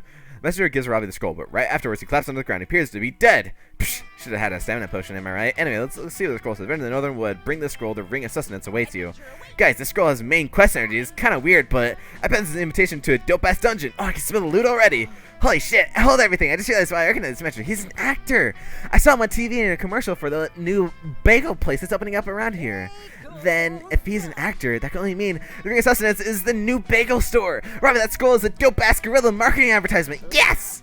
No, it's definitely a dungeon, and not everything is about bagels, Hex. And the Ring of Sustenance is a super dumb name for a bagel store. Psh, everything is about motherfucking dungeons. A little Miss Dungeon like her. You know what, Hex? I do like dungeons, and I'm not ashamed of it, you green fart cloud.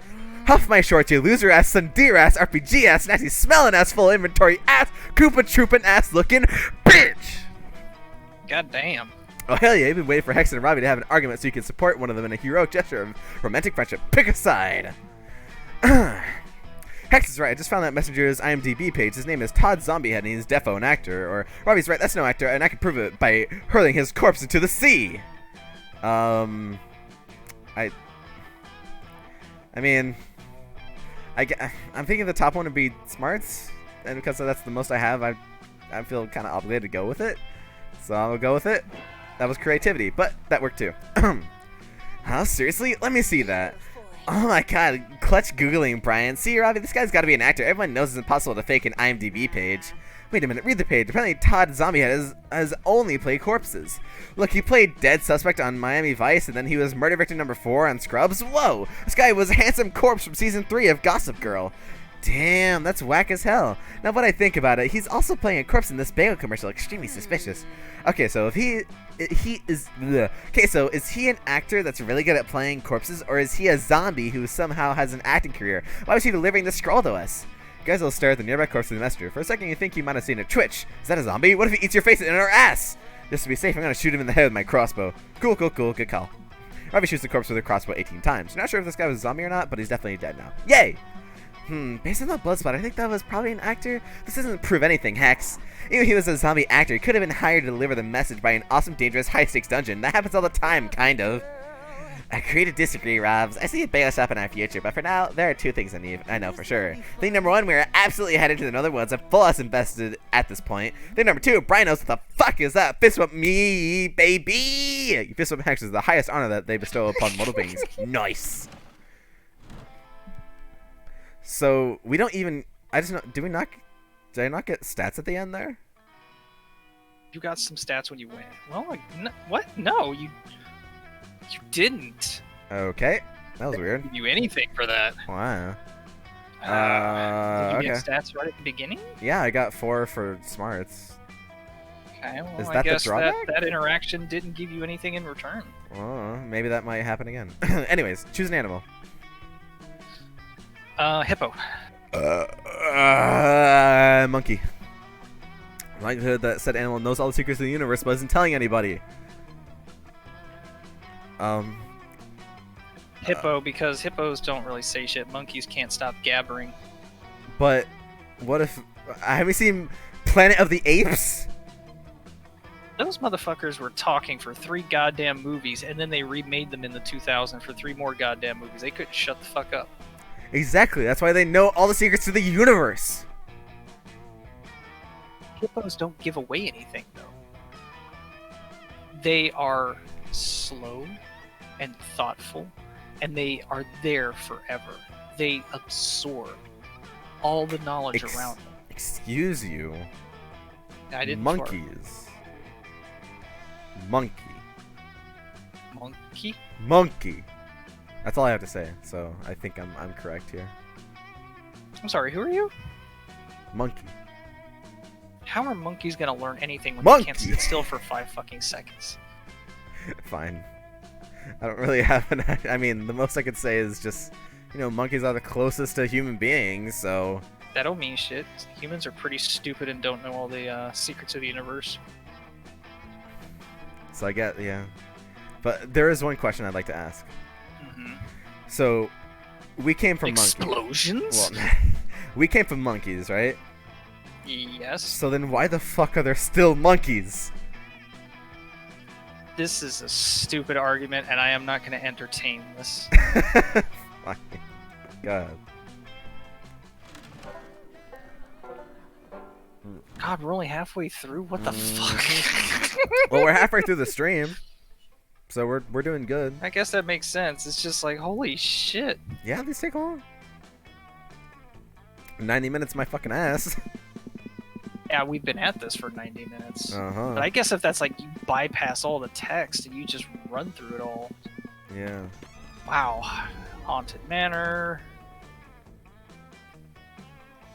Yeah. So you got 4 creativity. You find time for a little romance stroll with Dahlia through the spookiest parts of the manor. This summer camp isn't exactly rich with romantic stroll locations. But the moment is rudely interrupted when the room you're suddenly in floods with knockout gas. Knockout gas, quick! Breathe it all into your lungs before it can surround us. Somehow Dahlia's quick thinking fails to save you from the gas. You pass out and wake up in a dark room with a terrifying metal contraption padlocked around your head. Oh god.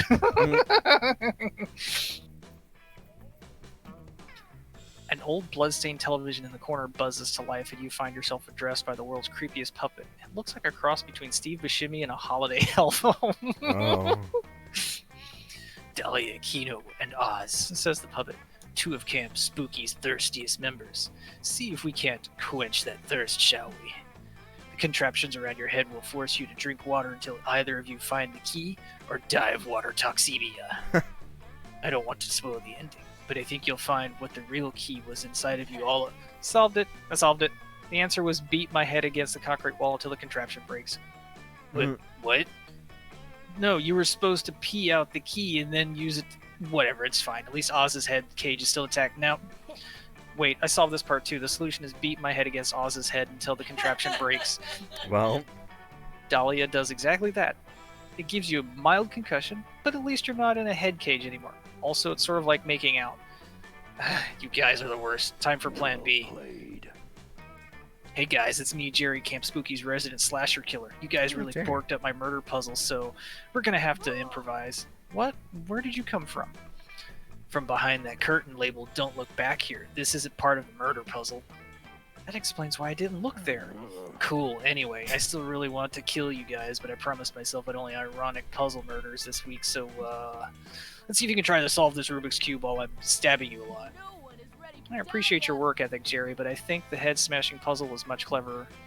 You think you're so clever, smashing my puzzles and critiquing my other puzzles? Well, let's see you come up with a better puzzle if you're so fucking smart.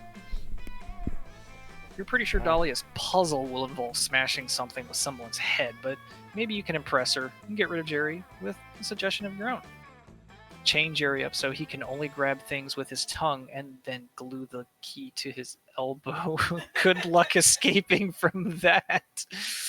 Present Jerry with the most difficult puzzle of all, solving world hunger.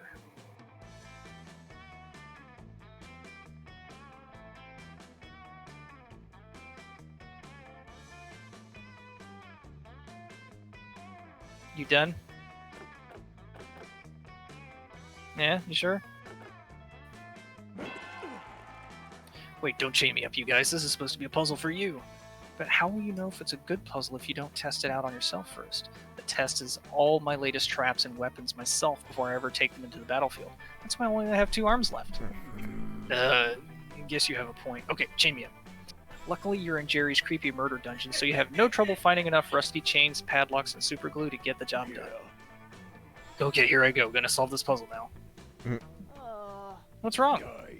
I have a mask on. I can't use my tongue to grab anything. Take it off. How? With your tongue, obviously. Come on, this isn't an ironic commentary on my past sins. This is just hard to do. Of course, it's an ironic commentary, you say. It's about the all-consuming self-consciousness that made him choose this mask despite it being a rip-off of other slasher killers. But even if I take off this mask, which is infused to my skin by that way, so that's gonna hurt a lot, I still won't be able to lick my elbow. Why is the key on my elbow? Knowing Oz, I'm sure that's also a clever punishment. Totally. It's totally a clever and symbolic way of punishing him for having bones?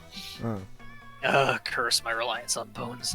I'm addicted to the stability they provide. Now that stability has become my downfall.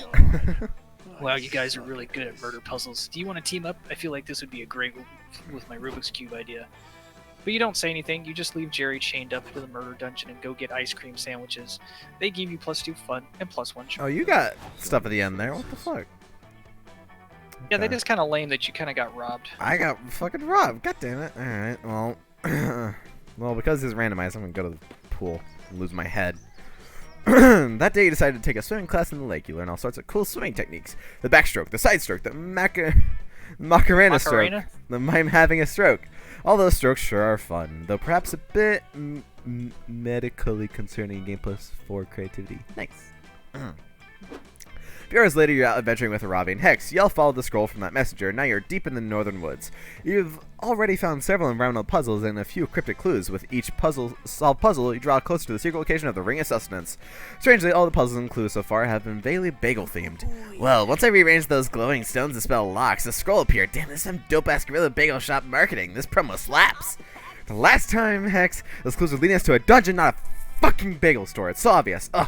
See when you get there. What does the scroll say? Psh, whatevs, bagel hater. The scroll says you near the end of your quest, triumphant adventure. Just walk 2 miles to the north. The ring awaits you there. Well, finally we solved these annoying intro puzzles, and now we get to dive headfirst into some sweet, sweet dunge. Gods, I hope it's a multi-level with a super complicated layout. Totes, but just in case it ends up being a bagel shop, I should prep first. I gotta make sure my patented cream cheese utility belt is full of maximum flavors. Gross. But also, yeah, we should get ready. I should head back to my stash and optimize my inventory. I'm all short range, high damage right now, if you know what I mean. Robbie puts a bag over your head and leads you to her nearest fully stocked weapon stash. She starts reviewing her inventory. Okay, just gotta pack enough for a full dungeon run. Let's go with 20 green potions for healing and 20 red potions for mana and 400 apples in case you need a quick +5 health. I'll need all 128 different types of crafting materials. Dungeon run unpredictable. You never know when a mini boss is going to be weak against Iridium Core. And then I have my weapons, Avi. As of now, I've got 8 swords and 14 crossbows equipped, each with slightly different attacks and range stats. Those were all 100% necessary. Damn it, Aravi. Hoarders my hoarding addiction called. They want their absurd collection of useless shit back. Okay, I have one last inventory spot open. Oh, I know. I'll take the Axe of Golden Demise. I looted it off a Lightning Warlock mini boss last week. Fuck that, Aravi. You know we share inventory space, and I need that slot. Plan to get covered in schmear, so I'm going to take my package of 200 paper napkins. Napkins? They're a complete waste of inventory space. We're going to be fighting to survive in that dungeon, okay? I don't have time for your snack food nonsense. Dude, you take up like 99% of the inventory space. You can't give me one slot? Where'd you learn to share? The toilet school? Robbie and Hex are fighting again, but luckily for them, you're an expert at conflict resolution. What's the best use for Robbie's last precious inventory slot? Hex, the Axe of Golden Demise isn't for slaughtering enemies, it's for slaughtering bagels by chopping them perfectly in half. Or Robbie, napkins are just tiny shields. They may not give a huge defense boost, but you got 200 of them here. Mamma mia, that's a lot of shield. I like the first one. I do kind of like the first one too. I don't know if my stats will allow it though, because my stats are kind of all over the place. Yeah, I know. I kind of want to go for shield. See if that works. Get good. Ooh, nice.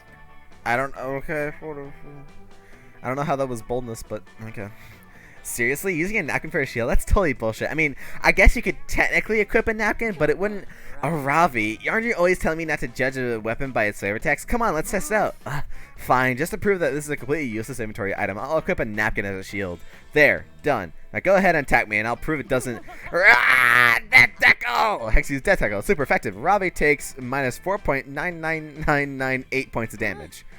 Whoa, Aravi, you okay? 999. I did a little bit of battle fog there, kind of blacked out. Hex, it worked. Did you guys see that? I took 0.00002 less damage points than usual. These napkins each have a 0.00002 base defense modifier. We have 200 of them. Oh my god, so I can get a multiplier stat boost if they're equipped simultaneously. Single napkin is pretty weak, but if I did my math right and stack 15 napkins could actually give me a decent defensive boost in battle.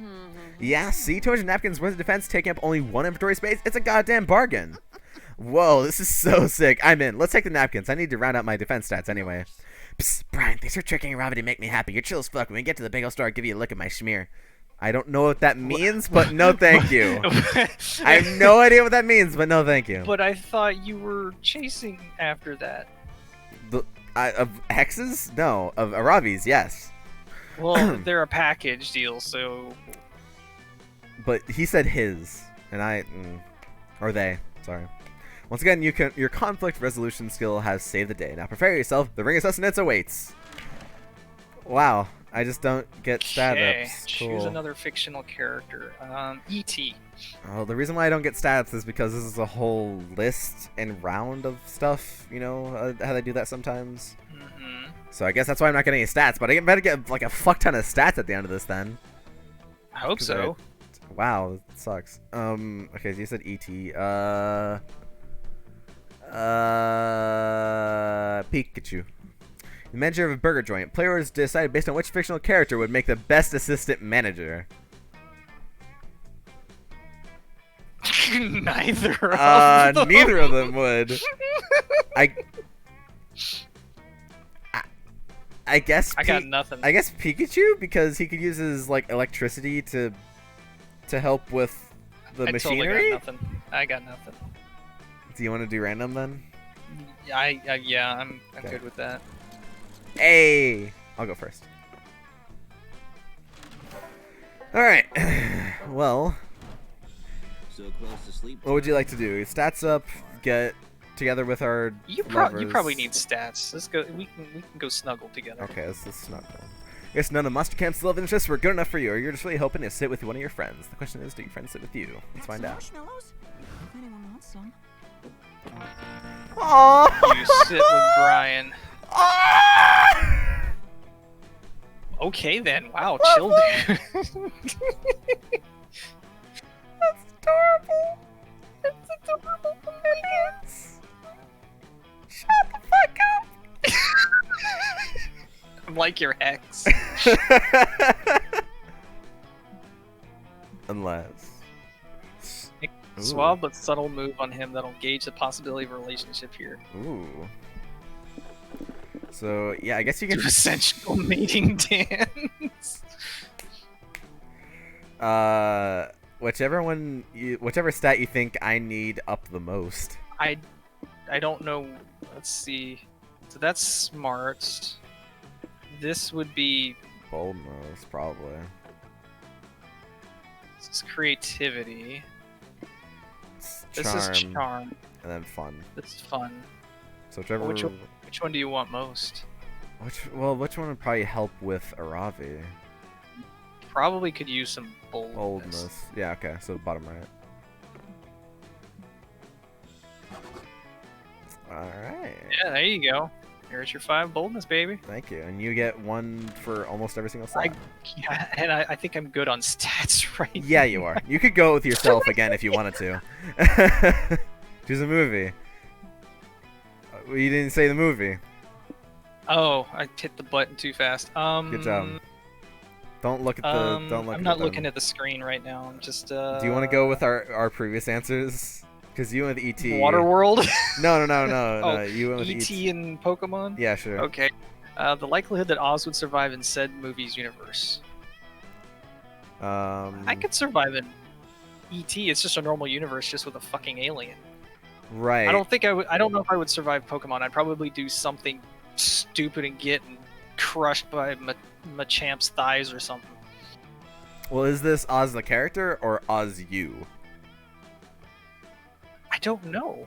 It doesn't specify. Which would you like? If it's Oz the character, he's just kind of a. He's more of a representation of me. He could be a doesn't have his Pokemon. own- He could be. Maybe Oz is the Pokemon. Yeah. He could be a Pokemon. I throw him out of my Pokeball. That's what's. I mean, you know, it's Pokemon. Possibly, yeah. All right. All right. So, do I win? Yeah. Oh, thank you. All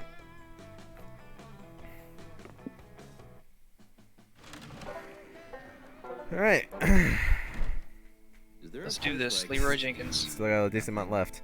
Doesn't matter where I go, so let's go to the fucking. It's kind of Camp nice. Dome. It's feeling a little free of being able to go where you want to go. You know. Yeah. That day at the Camp Dome, you play a game of tug of war. You see, tug of war is a harder game than it seems. It involves a lot of strategy, and there's a secret technique not everyone knows. It's you need to be strong. I mean, I know that. That's the exact reason why I'm fucking horrible at it. You mastered this technique years ago, and so you win. The audience is cheering and roaring in joy while you salute them and victorious. They throw roses at you. They throw their underwear. Someone throws you +4 charm, which you happily take. Hey, that was what I was going for anyways. That's nice. Later you see your Ravi and Dahlia train together. I said it's a training. Okay, so now I get to be together with the 2 girls.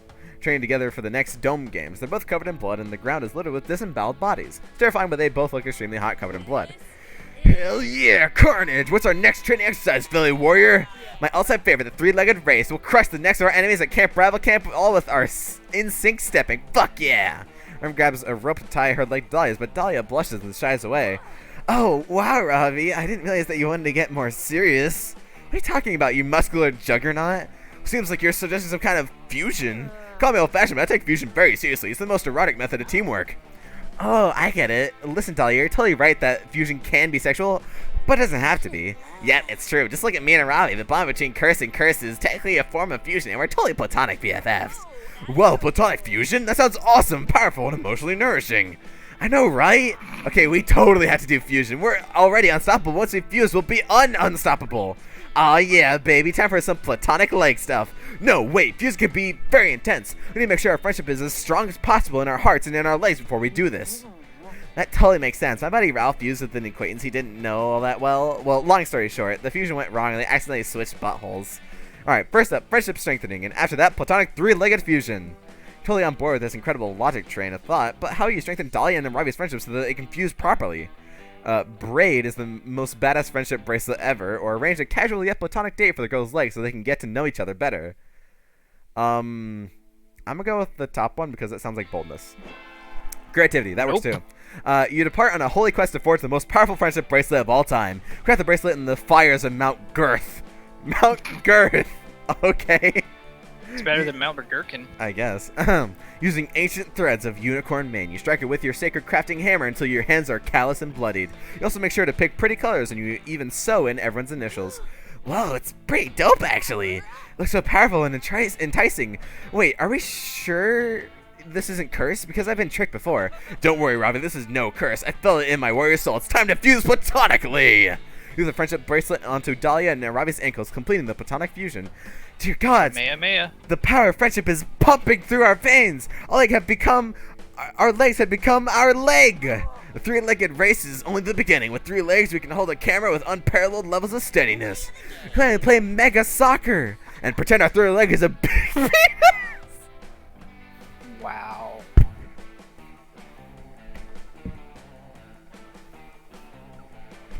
Are you gonna be okay over there? Screenshot that. You Talia. screenshot the big PP time. Yeah. Talia can even handle the most terrifying test of interpersonal coordination, sharing a plate of spaghetti. Wait a sec, you two could have shared spaghetti before you fused. You could have been doing that this whole time. But could we have eaten spaghetti with our legs tied together? Ha! That's a whole new level of intimacy. While Dahlia and Ravi split a plate of spaghetti, Dahlia handles the knife and Ravi handles the fork. You all completely forget about the race in your excitement and eat pasta together. But it's adorable, so that you gain +2 charm, +1 boldness anyway. Yay! Fuck. Yay! Go into the woods, you decide to study the trees, reading the tree's bark, you realize which direction north is, reading another tree's bark, you learn exactly the age of the tree. You learn the tree likes Irish poetry and believes Buffy and Spike were the ultimate ship in Buffy. What? Yeah, you got Okay. creativity. Jesus. You link up with Dahlia and help her with her ongoing quest to judo throw every tree in the entire Alright. It's mostly an excuse to go hang out with Dahlia and feed her orange slices while she gets all sweaty wrestling trees. Alright, I think we're making progress. We've been out here for 3 hours and I've thrown... How many trees have I thrown? 0 trees. You tell her. What? What about the 2-legged tree the hat with the hat that keeps telling me to stop trying to throw the trees? That was the park ranger, you tell her. And you're sure that's not some kind of tree? Its bark was the right color. Those were clothes, you explain. Alright, we'll count it as half a tree. Sure. Sure. Alright, who's next? How about the strapping young tree with the Scots face? Okay, you wily tree, this is gotta go. This is what you get for impersonating my friend Scott. Yeah! Oh, Scott. Hey, Scott. Whoa! Excellent, none of the other trees have made that sound so far. It must be getting stronger. No, Dahlia, I'm not a tree, it's me, your friend Scott. Scott, is it really you? I didn't recognize you inside that perfect tree disguise. Thanks, but I don't think it's actually that perfect. I've been practicing being a tree in the woods so I can be an even better tree than I was in high school. But the other trees don't accept me. Aww. They won't even catch my frisbee when I throw it at them. It's like they're ignoring me. Ignoring you? Unacceptable. We're going to make you into the coolest and most tree-like tree in this entire forest. They'll accept you and your frisbees. Isn't that right, Oz? It seems just a wee bit futile, but Dahlia is so cute when she's engaged in an impossible task. If you come up with a good enough idea, maybe it'll improve your chances with her. Oh. Do a DNA test. Maybe Scott really is part tree.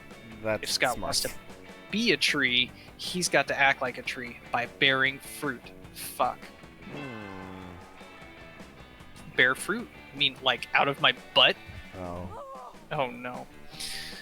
Is that what you mean? Do you mean you should bear fruit out of his butt? That's insane. No, you tell them. Trees don't bear fruit out of their butts. Do they? No, they don't. Trees don't even have butts, but how Yeah. could I have been so blind? You know so much about tree saws. Damn right you do. That's why you can say with confidence a tree bear fruit from behind their ears. Oh. Oz, you just reached behind Scott's ear and produced a delicious Fuji apple. What sorcery is this? Mhm. It's not sorcery, you say, it's just science. Scott's a tree, so when you reach behind his ear, you get apples. Let me try. You try to stop her because you were really just holding a bullshit sleight of hand magic trick to make your friend feel better, but you can't stop her. She reaches behind Scott's ear and comes back with 2 apples. What? How can this be?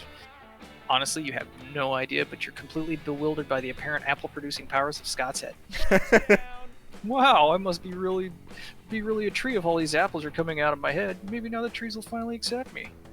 To test this theory, Scott throws his frisbee at one of the trees. It gets stuck in the tree's upper branches.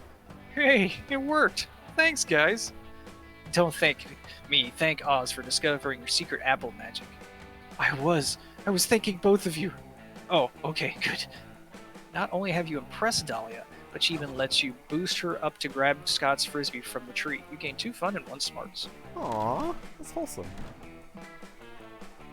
Another So song. is Dahlia. Um.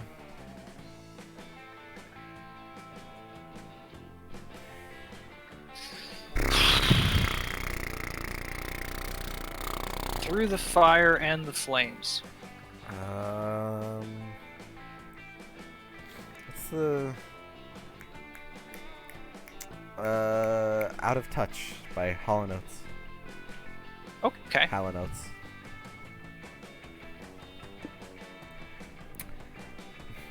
Most like to listen to while doing some hanky panky. It Is she totally. redheaded? Because then that would be fire and flames. It's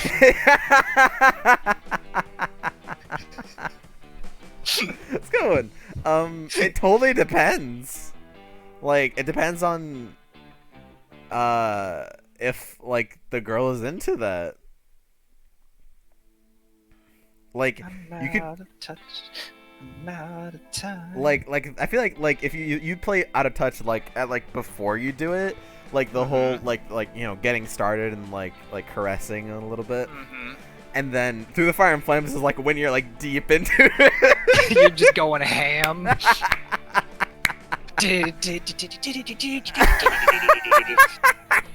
Going. Then you're just screaming, gotta go fast. So it's up in the air. Yeah. All right. Okay then. Yeah. There we go. Through the Fire and Flames is a great sex song. Who knew? I hope Oh my god. Well, I mean, I am trying to date Dahlia, so I guess it Yeah. kind of works. Fair enough. Let's I'm see. actually starting You to can feel lightheaded. Oh, no. There's no way to untie it. You see into infinity. Coach gives you the worst haircut of your life. Oh no, come on, Coach.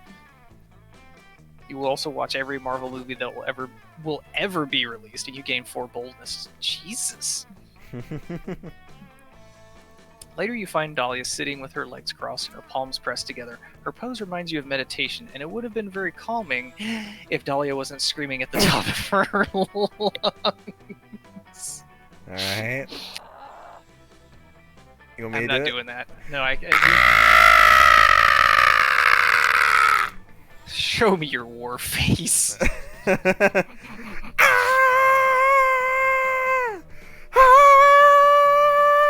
That is such a great clip.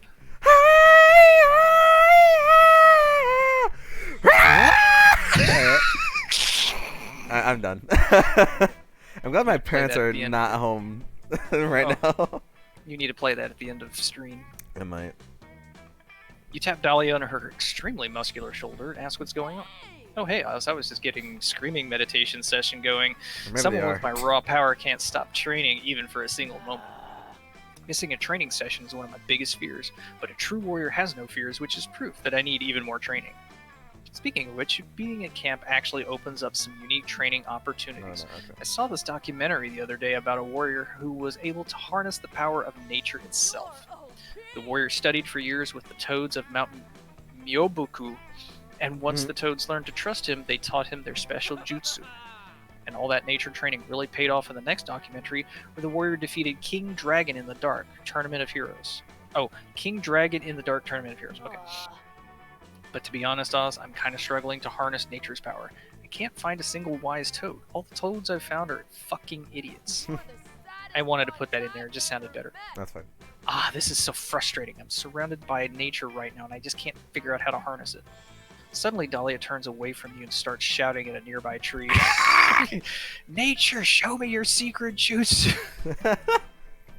I promise that I'll use your power when I really need it, like when anyone challenges me for any reason or just whenever I feel like it. Giving Dahlia the power of nature sounds kind of terrifying, but also kind of hot, like in a poison ivy tentacle vines way. Help her do it. All right. To gain the power of nature, you must first defeat nature, devour a salad. To gain the power of nature, you must be one with nature, become a salad. Become a salad. Both of these are good. You should do Become a Salad. That's creativity, I'm betting. That was fun. Oh, okay. You tell Dahlia that if she really wants the powers of nature, she's got to become the most natural thing ever, a salad. Whoa, I never considered becoming nature. Amazing idea, Oz. Since this was your idea, it's only fair that you get to go get my salad bowl and a bunch of salad ingredients. Lettuce and onions and batteries, maybe? I don't eat a lot of salads. You follow Dahlia's instructions to get all the classic salad stuff: a bowl, lettuce, onions, batteries, tuna, farts, and of course, Windex for salad dressing. Oh. What? That's not... okay. Dahlia sits in the salad bowl and you pour all the ingredients on top of her. You can't tell if the salad sitting is a new fetish of yours or if it's just you just haven't immersed on top. Nothing's happening. I don't feel the all-consuming power of nature flowing through my warrior's veins quite yet. Oh my god. I don't know why it's working. Being a salad just isn't just sitting around in a bowl with a bunch of normal salad stuff. Salads are made to be eaten. Oz, you have to eat me. I heard that. You heard that? Yeah.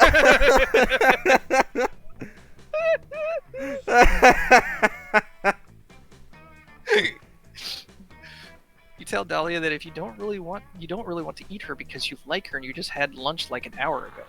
Please, Oz, this is the only way. From one warrior to another, I insist that you eat me. You'll do anything to make Dahlia happy. With tears in your eyes, you start to bite her on her muscular Windex-covered forearm. Suddenly, a deep, mysterious voice calls out. Stop! What? Blue Warrior, you have shown your commitment to the ways of the salad. You have seen your ambition to become a salad, even if it means death. You and Dahlia turn, and oh boy, a huge bowl of salad has appeared, and it definitely doesn't have a mouth, but it's somehow talking to you.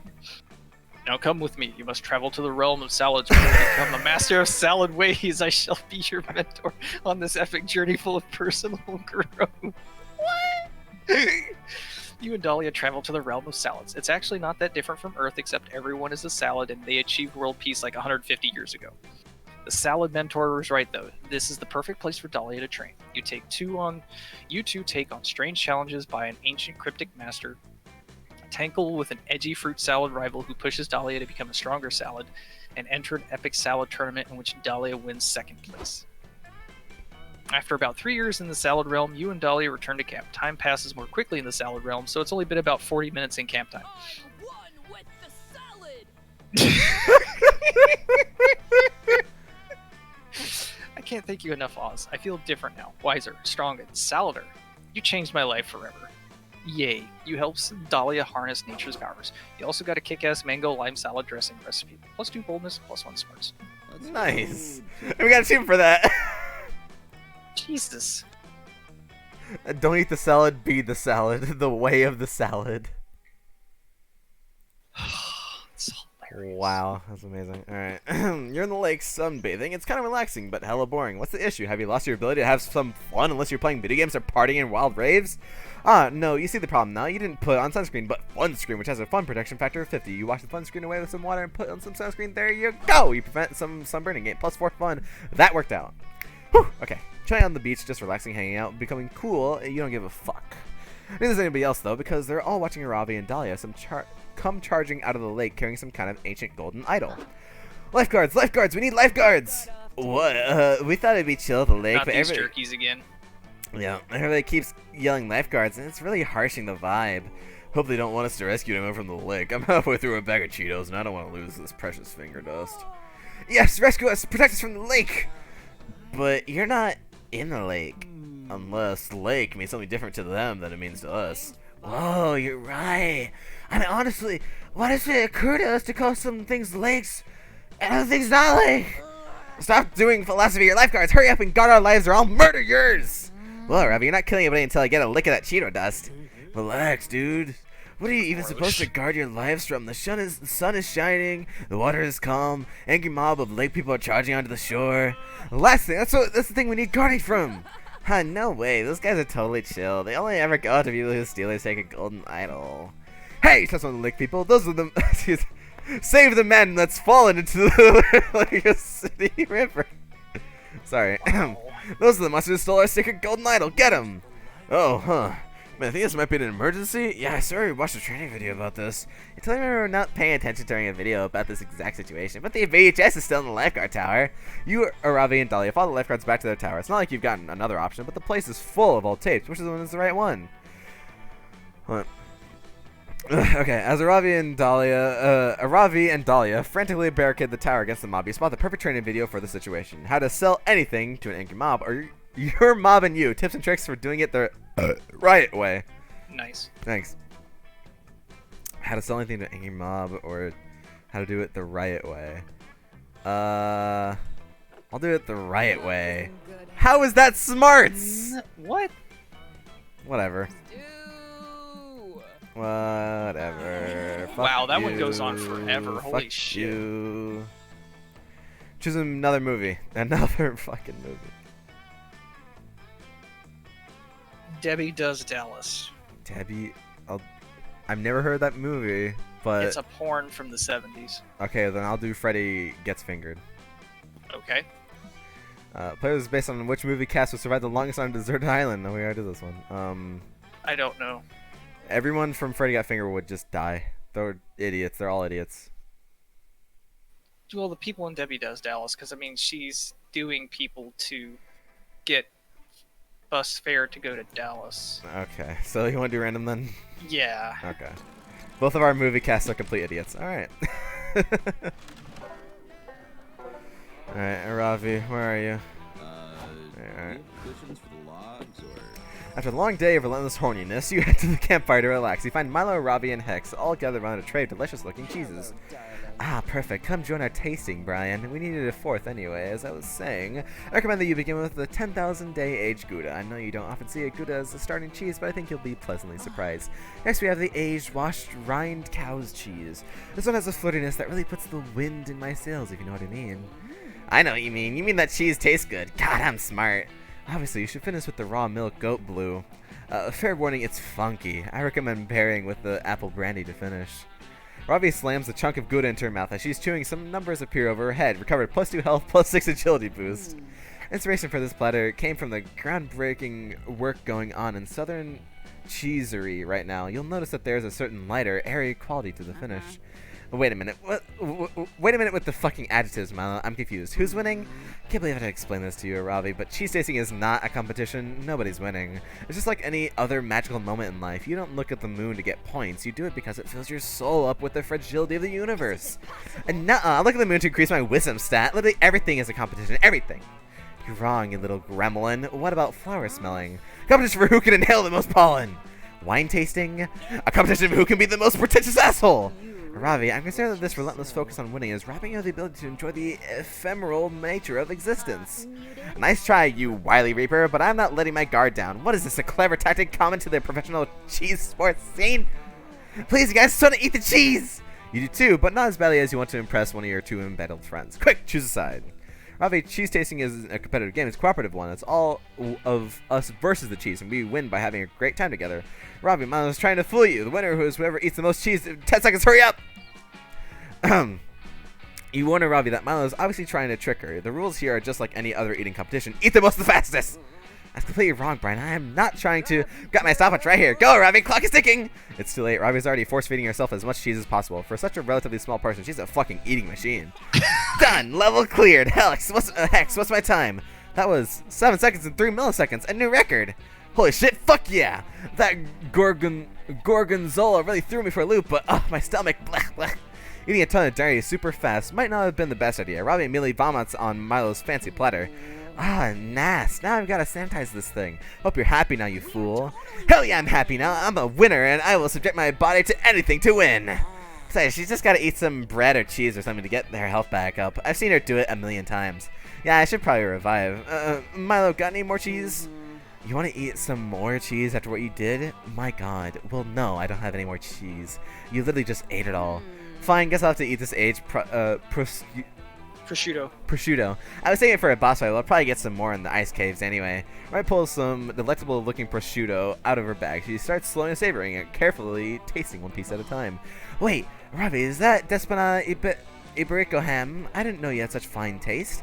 And look, you're even bothering to chew it this time. Well, yeah, if you don't savor it, you don't get the full health recovery. Duh. I guess you can all have some. 4 of you share Ravi's Charcuterie. What the fuck are these words? Charcuterie, and it's really the perfect follow-up to Milo's cheese platter. Ravi hand feeds you the last little bit of prosciutto, and your heart races as her fingers graze your slightly chapped lips. Hell yeah! I hope I don't interrupt any conversations. Let me show you what a charcuterie, or examples of a charcuterie board. Okay, because I have no idea.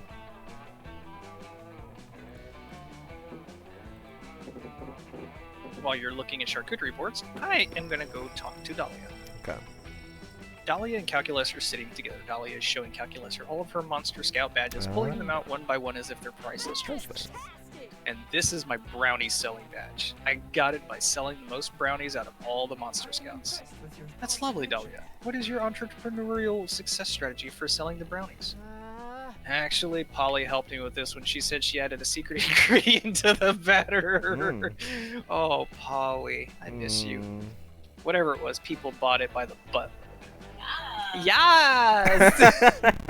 She'll be in the next one, I think. Oh, I see.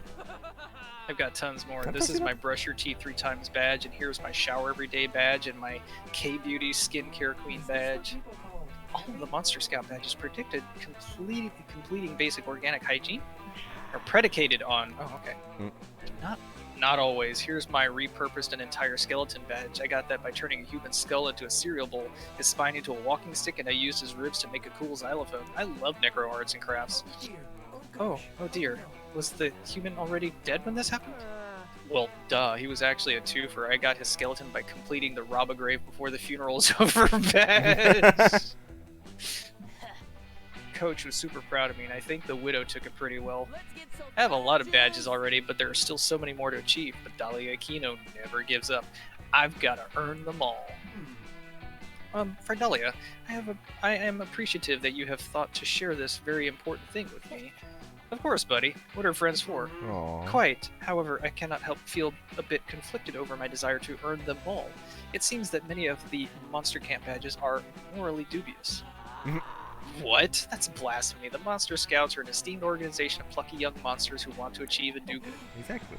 So you say, but I fail to see the badges like the turn a kindergarten class into a police state badge help you achieve and do good. Nice. Have you ever been in a kindergarten classroom before? Those little snotheads have no order or sense of duty. A police state would vastly improve their puny society. This has been a great reminder to never let Dahlia into childcare. But in the meantime, which of your friends are you going to back in this monster debate?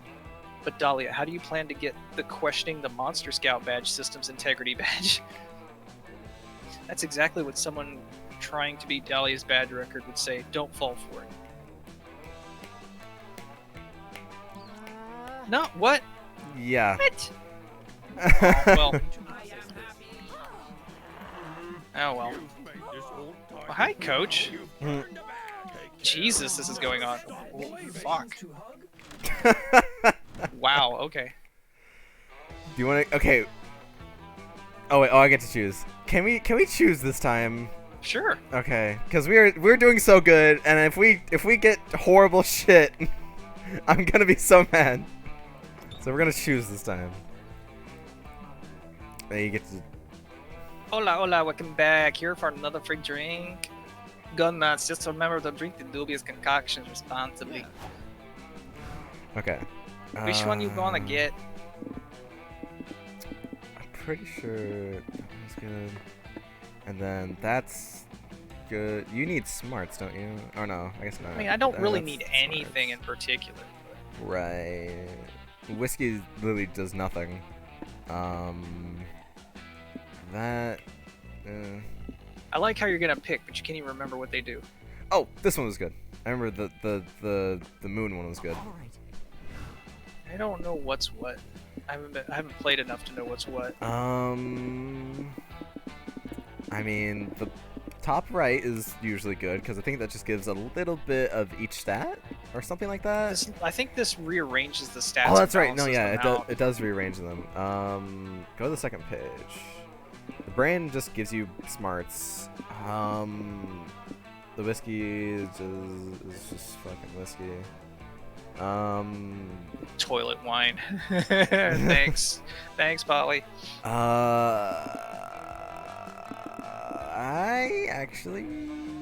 I mean, the love potion probably would be pretty good if you want that. All right. Alright, I mean, I'm pretty sure it just gives you more love to whoever you're going for. Love potion number 9. The right way to get someone to like you is more being yourself and finding someone who can match. But the fast way is drinking this drink. Oh. There you go. But I get tipsy very fast. Full moon. Full moon is a very powerful beverage. Not just you, but all of you need to take sips from it carefully. Open your souls to this beautiful full moon we have tonight, and power will show you all your stats, even if it's just a bit. I'm thirsty. There we go. Jesus. Hope you can stomach that. Happy trails. Choose something bad. Okay, you know what? That's different. I'll give it that. Usually we have to choose something good, but this time we have to choose something bad.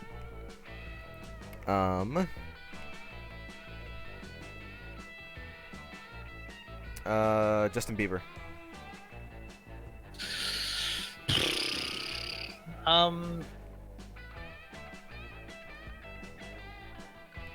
What is really bad? What is really bad?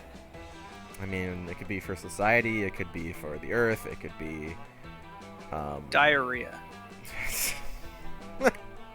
Alright. What's the difference then? Here are the bases on how rare you'd be of a talking otter who suddenly appeared one day offering to take the bad thing away from your life if you make him pasta every day.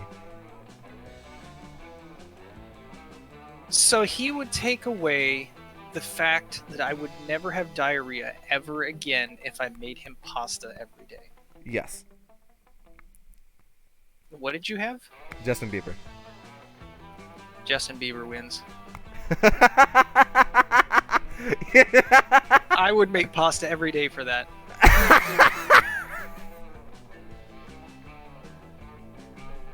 Okay. I'll be happy to have a wet shit once in a while if we get rid of Justin Bieber for good. Okay. Wherever you want to go. Oh, it's me. Yes. Sorry. Yes. I'll go to the woods. That day, while you're hiking through the woods, an angry gnome steps into your path. Whoop! Halt, giant beast! He cries. If it is passage you seek, you must first answer my riddles 3. What is your favorite color? Blue. What is the... I don't know. What is the air velocity of an unladen swallow? Was that it? Did I get it close enough? I don't remember. I'm trying to figure out this riddle. Val says she actually knows the answer. How is a raven like a writing desk? That's a tough call, but you give your answer. You punt the gnome into the sky and continue on your merry way. What is the actual answer, Val? They both have inky quills. They both have inky quills. Ah. You know what? That's smart. Fair. Yeah. Apparently that was the correct response because nobody else tries to fuck with you. You gain +4 fun. Hell yeah. The sky is clear, the birds are singing, and you, a robot, a cursed monster slayer, and a death-bringing reaper are merrily skipping through the woods hunting a leprechaun. So what's the deal with killing this leprechaun? How many experience points am I going to get? Do I get a sneak bonus if I attack from behind? Error. Due to the 6th mass extension, the slaying of leprechauns is inadvisable. They are considered endangered by the United Monsters Nations. Yeah, I'm not really interested in working today. I figured we'd grab him, get some sweet pics for the gram, stick a pot of gold emoji in there, and then release him and call it a day. Speaking of the gram, this is one of the only spots in the woods I haven't posted a pic of yet. Hop in, everyone, it's selfie time. You guys went for a cute pic full of ironic duck face dabbing and bunny ears. Okay. Lit. Uploading. I hate to be the bearer of bad news. I am using hate idiomatically here because technically I feel nothing, but there appears to be no reception here. What? That's just bullshit! With no connectivity, my party has lost their buffs! Totally non-optimal. Memories are unable to back up, and with no internet access, I am unable to continuously learn and download updated information to correct any mistakes. What if I become racist? What if I connect to the internet and hashtag calculator is over is trending because I have become problematic? You're worried? If I don't post the next 5 minutes, all my followers will think I've died, and I won't even be online to reap the pity likes. Hey, chill out, guys. Being online isn't everything. Let's just hang tight and order pizza. Oh no, we can't have no service. So fuck, where am I gonna get pizza? We need the internet stat! Yikes. Seems like your friends are spiraling out of control. Of course, you could use this as a teachable moment about your extreme dependence on the internet. But you're not going to do that, lol. You're taking the easy way out and snagging some net. Here's how. What we need is a long wireless antenna. Hey, wait. What's that between your legs? Oh. Hey. Hey. We just need to lure the internet out into the woods. Quick, create some content. I'm gonna go with the first one. That sounds like Fuck oh, you! no. Are you sure you didn't want the love potion? Fuck you! Ugh, you're the real curse here. Fuck you. Take a minute to think. I'll be fine. Teams face a potato sack race. Seems pretty easy. Blah, blah, blah, blah. Yeah. Jesus.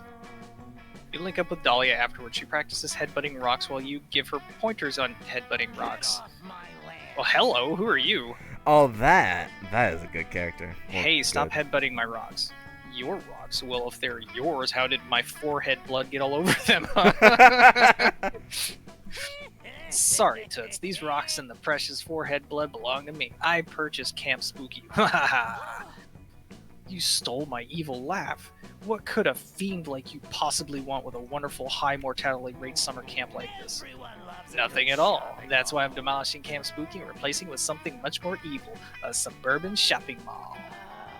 But no Camp Spooky means no classic summer camp experiences, and no classic summer camp experiences means no best summer ever. I won't allow it. I will defeat you in glorious single combat. When I'm through with you, your broken bones will have broken bones. You think mere violence can stop me? Please, if you break my bones, I'll just buy replacement bones for my destitute millennials. Capitalism always wins. Your physical attacks are useless against me, Dahlia. For the true source of my power is capitalism itself. Capitalism has no bones. Alright, I have to go run an errand real quick. Someone told me there's a rainforest that hasn't been burned down yet. I'll be right back with the bulldozers. No, I can't let him win. I'm allergic to letting other people win. If he's right, though, my fists are useless against him, unless I defeat capitalism first. But how can I attack something that has no bones? Surely capitalism must have a weak point. If only I knew what it was. Ooh, you have an idea. Capitalism's weak point is... Capitalism depends on the void in our souls, which we fill with consumer goods. That is its weakness. Fill the void. Its genitals. I mean, the bottom one, I think you're good to go, because if it's fun or boldness, you're that one good. sounds more fun. There we go. But he said capitalism has no bones. Are you sure it has genitals? Of course it does. How do you think it manages to fuck the poor so hard? Preach it! Oh, I get it. By genitals, you mean the fact that capitalism preys on our innate sexual urges in order to tempt us to make purchasing decisions that are ultimately against our greater social interests, thus perpetuating a cycle of consumption which empowers elites while keeping the poor destitute. Yeah, that's for sure what you meant. That's brilliant. Then we just need to stop that, and we'll be victorious. But I used up all my think power on that one big sentence. How will we ever think smart enough to destroy capitalism's genitals? Should we recruit Joy or Vera? Perhaps sexy Vera. purple gummy bear Liam? Liam. Sexy purple gummy bear Liam. Alright. Oh my. No, you don't need that kind of competition. There's only one way to solve this, the dumbest way possible. You mean punching the entire United States government till it outlaws sexy advertising? Dahlia took the stupid words right out of your mouth, which is hot because it's almost like kissing. You head to Washington, D.C. and punch the government right in the bills, temporarily putting a damper on capitalism worldwide. Shenanigans has cost me millions of dollars. Curses, profits have never been this low. Damn your socially responsible punching. You win this round, Sumper Campers. Now I have to go lobby the government to undo all the good work you just did. That will take 24 hours at least. How could you inconvenience me this way? This isn't over. You haven't heard the last of Mr. Pappas, evil CEO. You hear me? This isn't over. Well, looks like that's the last we'll be hearing of that creep. Good work, Oz. The way you punched the president was extremely attractive. Nice. You've been working your sexy executive punch for just this reason. You gained 2 creativity and 1 bonus. Another song. Oh, I think this is probably the last Chopsticks. one. Like the first song everyone learns on piano. God,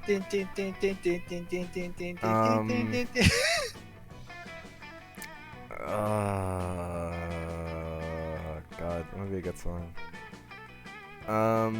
Black Hole Sun. Player order is decided based on which song is most likely a form of government mind control in disguise. Wow. Both are good choices. They are. They both could be. Do you want to randomize it? Yeah. Yay! Off you go, big man. Alright. Oh, fuck. Is there a place Alright. where I can just do nothing? I wish. Alright, back to the woods. While you're hiking through the woods, you find a little clearing with a beautiful blue pond. It's a very handsome man staring deeply into the pond. He's talking to his reflection like it's another person, a person he really wants to fuck. You swipe his wallet while he's not looking and find out his name is Narcissus. Narcissus. He is not an organ donor asshole, and he is one punch away from getting a free smart water at 7-Eleven. Well, he's definitely not going to be using that anytime soon. You head to the gas station and gain +4 boldness from your smart water. Afterwards, you meet up with Robbie and Hex. Ever since you received that mysterious scroll, you three have been on a long, arduous quest. Solved countless puzzles, followed clue after clue, and prepped your inventory. Now you're about to arrive at the secret location of the Ring of Sustenance. According to the map on those crystal ruins, the Ring of Sustenance should be right over this hill, and holy fuck, I smell pumpernickel. Hex is right, it's a bagel shop. There's a grand opening sign, a line of adventurers at the door, and a paper-mache bagel on the roof. This is the best day in my entire existence. I've never felt this happy. I'm literally weeping acidic plasmas right now. Ugh, I can't believe I cleaned up my inventory for this. Come on, let's go get a stupid bagel. Hopefully it'll cure my dungeon blue balls. Oh, what up, adventurer, says enthusiastic bagel salesperson. Welcome to the Ring of Sustenance, the bagel shop where smiles are worth their weight in gold. What up, respected bagel merchant? Psyched as fuck. Hey, quick cue. Did you hire actors to pass out flyers for this place and tell them to pretend to be dead? Did you create a series of elaborate clues and puzzles to mislead adventurers into thinking this was a dungeon? Haha, hell yeah, we did. Sounds like you guys ran into the Holy Yeast Pilgrimage. It's our latest badass youth-oriented marketing stunt. Overcoming our quest, you prove yourself worthy of our bagels. It's like I always say, if you want an easy bagel, stuff some bread into a hula hoop and go fuck yourself. Alright, jeez. I'm absolutely vibing the cult energy radiating off of this bagel shop. Oh, one more thing, bagel heads. We've got a special promotion going on only for today. It's an ETBILTTMGOF deal. You know, and eat 10 bagels in less than 2 minutes, get one free kind of thing. Wow, that's a lot of bagel eating. Yeah. Hex, I can feel you drooling, but I'm begging you not to do this. Please, it's literally a cheap trick to get you to buy 10 bagels at... Robbie, listen carefully. There's nothing you could say that would stop me. This is my destiny. I'm in. Start the clock, bagel merchant. Holy fuck, this onion bagel is so fucking delicious. Fuck, so much first bagel. Oh no, savoring it, savoring the smear. Shit, they're eating these bagels way too slow. The bagel merchant's stopwatch beeps. Hex only ate about 7.5 bagels. Beans out of time. Probably for the best. It would have been too impressive, honestly. I would 100% fall in love with anyone who could eat 10 bagels in less than 2 minutes. Yeah. It's your chance to win Hex's love and a free bagel. Quick, how can you eat 10 hot, fresh bagels in less than 2 minutes? Get some lube and coat your esophagus with it. It'll ease the bagels down and you look like a kinky genius. Nobody said you had to use your mouth to eat the bagels. There are other holes you can stuff bread inside. Oh. I'm gonna go with the top one. Okay. I think that's fun. What? No! What kind of shit is that? Fuck you. Well, it looks like I didn't need a drink to fuck myself over anyways. Later that night, you get all gussied up for your date with Dahlia. She said she had some intense physical activities plans. Awooga. Awooga! However, when you go to find her, you're surprised to see her surrounded by a horde of demonic soldiers. Hey, Oz, listen, I got some bad news. I forgot I volunteered for Army Sit, my buddy General Zack Sklar's hellish armies tonight. I'm sorry, I can't dodge this responsibility, but I'll make it up to you. Maybe you could help me watch them tonight? Right now, I'm cooking them a nutritious meal of gruel and enemy blood formula. We couldn't get the fresh stuff on short notice, but this powder substitute is pretty... She's speaking... As she's speaking, one of the soldiers pulls meekly on Dahlia's sleeve. Miss General Kino, I've got to go potty. You're unsuited for the rage of war. Alright. You're unsuited for the rage of war. Ugh, I told you all before. Before These you words- left hell. Fine, anyone who has to come with me and bring a trowel to bury your poopies. Oz, maybe you could figure out a way to entertain the little war machines while I'm gone. Then we might be able to spend some alone time together. Every day this universe tests your patience. Well, whatever. If it means alone time with Dahlia, you can find a way to distract the giant evil darlings for an hour. What sort of activity should you give the demonic soldiers? Put some soothing war propaganda on TV to entertain and distract them, or keep them busy by giving them an assignment, a personal essay about their experiences with city pillaging. Up to you. What? Aww. Apparently an essay on city pillaging isn't great. Wow, we suck. Man, that one went on forever. I'm still gonna try going for Huffy, but Do it. I don't know if it'll work. I can do this. You got Dahlia, no question. Yeah. Alright, finally got the courage and asked me to watch the meteor shower with you. Wait, you want me a summer fling? Oh my god! I don't know, just look at your stats. Yeah, you have some fun and some smarts, but you haven't taken care of the less obvious stats. Your appeal is super low. I'd say it's not you, it's me, but being this unappealing is on you, loser. Burn! Aw, Bye! No, being rejected turns out to be very embarrassing. You put all those camouflage classes you took to the test, cover yourself in leaves, and a smile to camouflage yourself as a person who's okay. But you fool no one ever sees you broken inside from the rejection. You couldn't do even this without fucking up. Congrats. Thanks. Wow. You finally gather your courage and ask your beloved to watch the meteor shower with you. A summer fling? I see it now. It's a warfare tactic. My enemies will think I've lowered my guard and they'll try to attack me during the night. Little do they know we will be ready, waiting for them. You and me, Oz. We will unleash utter mayhem and take all those bastards down. I'm in. Let's start making preparations. Cool. You hope you can convince her to change the plan so it's the date portion of it. On the last day of camp was dreamy. You and Dahlia spent hours trying to get as many Monster Scout badges as you could before the meteor shower.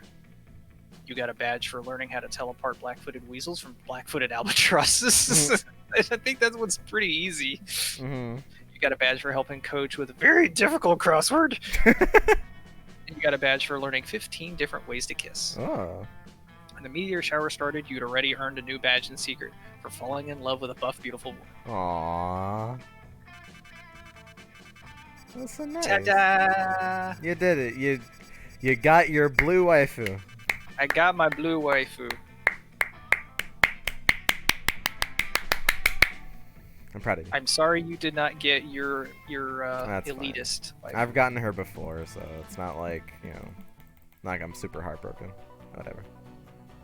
This is a really good song. You said that last time. I do. I say it every time. It's something I have to watch every time I finish. This is really good. Especially after a fucking 2.5 hour long. We did a half hour less this time. Wow. Well, I guess maybe we're getting more efficient. We were reading a lot faster too. We were. I have a headache. Because I was screaming at different points. But it was worth it. It was worth it. This game is still really fun. And did I tell you about their plans on the next sequels? No. So they're planning to make planning to make 3, possibly even 4 more sequels. Jesus. Yeah. The next one they're working on is Monster Road Trip, or like something around that line.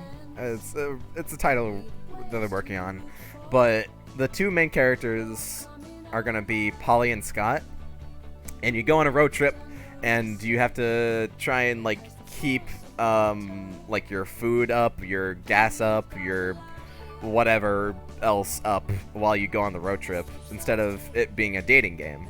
So that's what the next one's gonna be. It's gonna feature Polly and Scott the most, but obviously it'll have the other characters in it too. Right. Kind of like how this one featured Damien and Calculester, because they were the ones that were in the first one. At least they were the dateable ones in the first one. Buster was DLC dateable. Yes, but he was still dateable. And then after that one, they're gonna make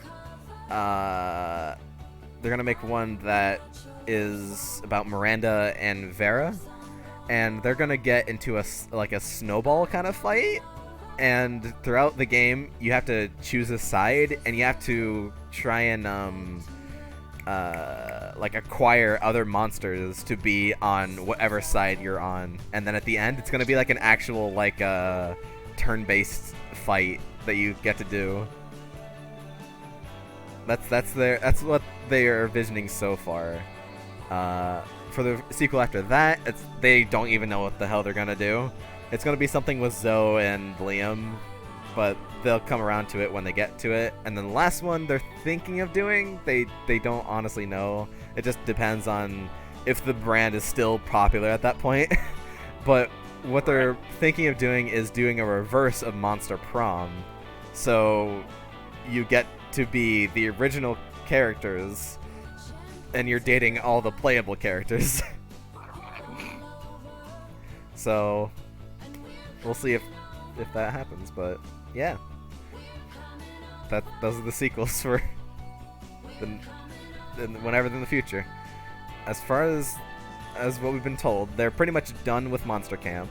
They released all the DLC that they want. They did all the updates that they want, and they're working on the road trip one right now. Nice. Yeah. So go with them.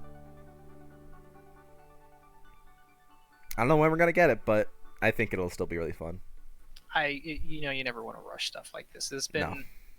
was a really fun idea to begin with. They had some really great characters, they had some really great music. It's just I unlocked the Molotov cocktail. locked Joe Crow.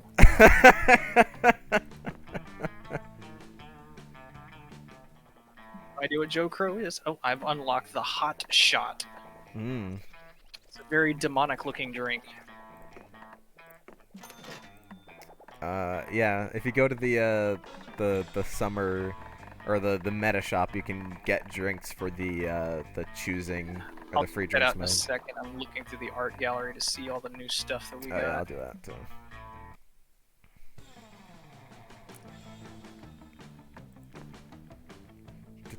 New outfits for Arabi and the battle pajamas. Mm. Actually, funnily enough, I didn't have the background of whenever you successfully went out on a date with Dahlia, so there Well, you go. now you do. Hey. There you go. There's Dahlia with a fridge. Dahlia with a fridge, awesome. Alright, and then character, yeah, their her battle pajamas. Oh, those are good. I know I have Dimitri. Oh, I have Mr. Papas. There's Scott and his And tree. Scott, yeah, Scott's tree outfit. Oh, the salad. Oh, the salad The is a new salad character. mentor. That was good. The phobia shots. You can't overcome your fears on that. New drink them. Sounds like drinks. a role playing to me. Yep. And then the low-cost energy drink. The drink will make everyone gain double stats when they visit a location. The set that is double is randomized. You get what you pay for. Honestly, that's pretty good. Like, it only sucks if you're like really far behind, but I guess that probably wouldn't be too good in like a short game because you don't have that many like spaces to make up for it being random. Mhm. So The Eat Your Greens Depends. special stuff. and it was the Hellfire Portable Barbecue. That one was new. I'm actually still missing a few items that I just never have found. I have almost all of them now. Got some new concept art. Oh yeah, Damien's sexy bee costume art or concept art. I was just looking at Dahlia in her sexy bee outfit. I think the gimp suit style was the good choice. Mhm. With A, B, or C, and then they kind of had some more. See your most beloved characters dressed up as fairy tales. Interesting. Yeah, there's DLC for different costumes. Eat your greens. There's one that lets each of them wear the costume of like someone from the first game, or makes them look Nice. like someone from the first game.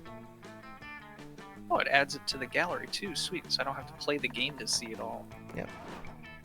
Customized game.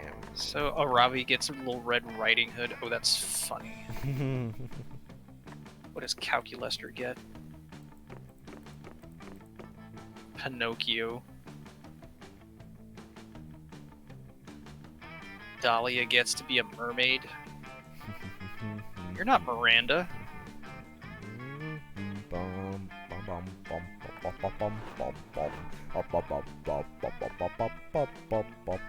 And I guess, oh, Damien gets to be Krampus? That's funny. Yeah. Alright, well, I believe that ends the stream. Even if it is a little bit early. Fuck. Milo gets to be Rapunzel? It's just what they chose. Whew, okay. Isn't that exhausting? Yes, but it's really fun. That's the important part, is that it's very fun. And again, I'm excited for the sequels later on, and I will buy all of them. You whore. Hey, it's a good series, man. It's a good series. I have fun with it. But for now, I believe stream is over, and the only thing left to say is, if you want to watch me play more Sonic 06, You mean torture yourself? yeah. Come on by on Monday at 2:30 p.m. EST. It's good times, good vibes. I mean, as much as it's, yes, horrible, I am actually really enjoying it. I'm And glad somebody that's the likes it. important part. Thank you. Okay. Ken? Yeah? You can say goodbye. Do I need to say goodbye? You don't have Can't to. I just stay here all night? Well, I mean, say goodbye to everyone watching. The whole 2 people. Oh. One person, The whole actually. Because you're watching as well, so it's 1 person. Good night. There you The singular individual who has stayed with us through most of this but hasn't said anything. I think there was someone that came in with the raid and they just never left because maybe they like went somewhere. That's my Oh. guess. I have Maybe no they idea. didn't realize the stream had been switched and they're not Maybe. even collecting channel points anymore. Mm-hmm. So yeah, thank you for stopping by. Okay, bye everyone.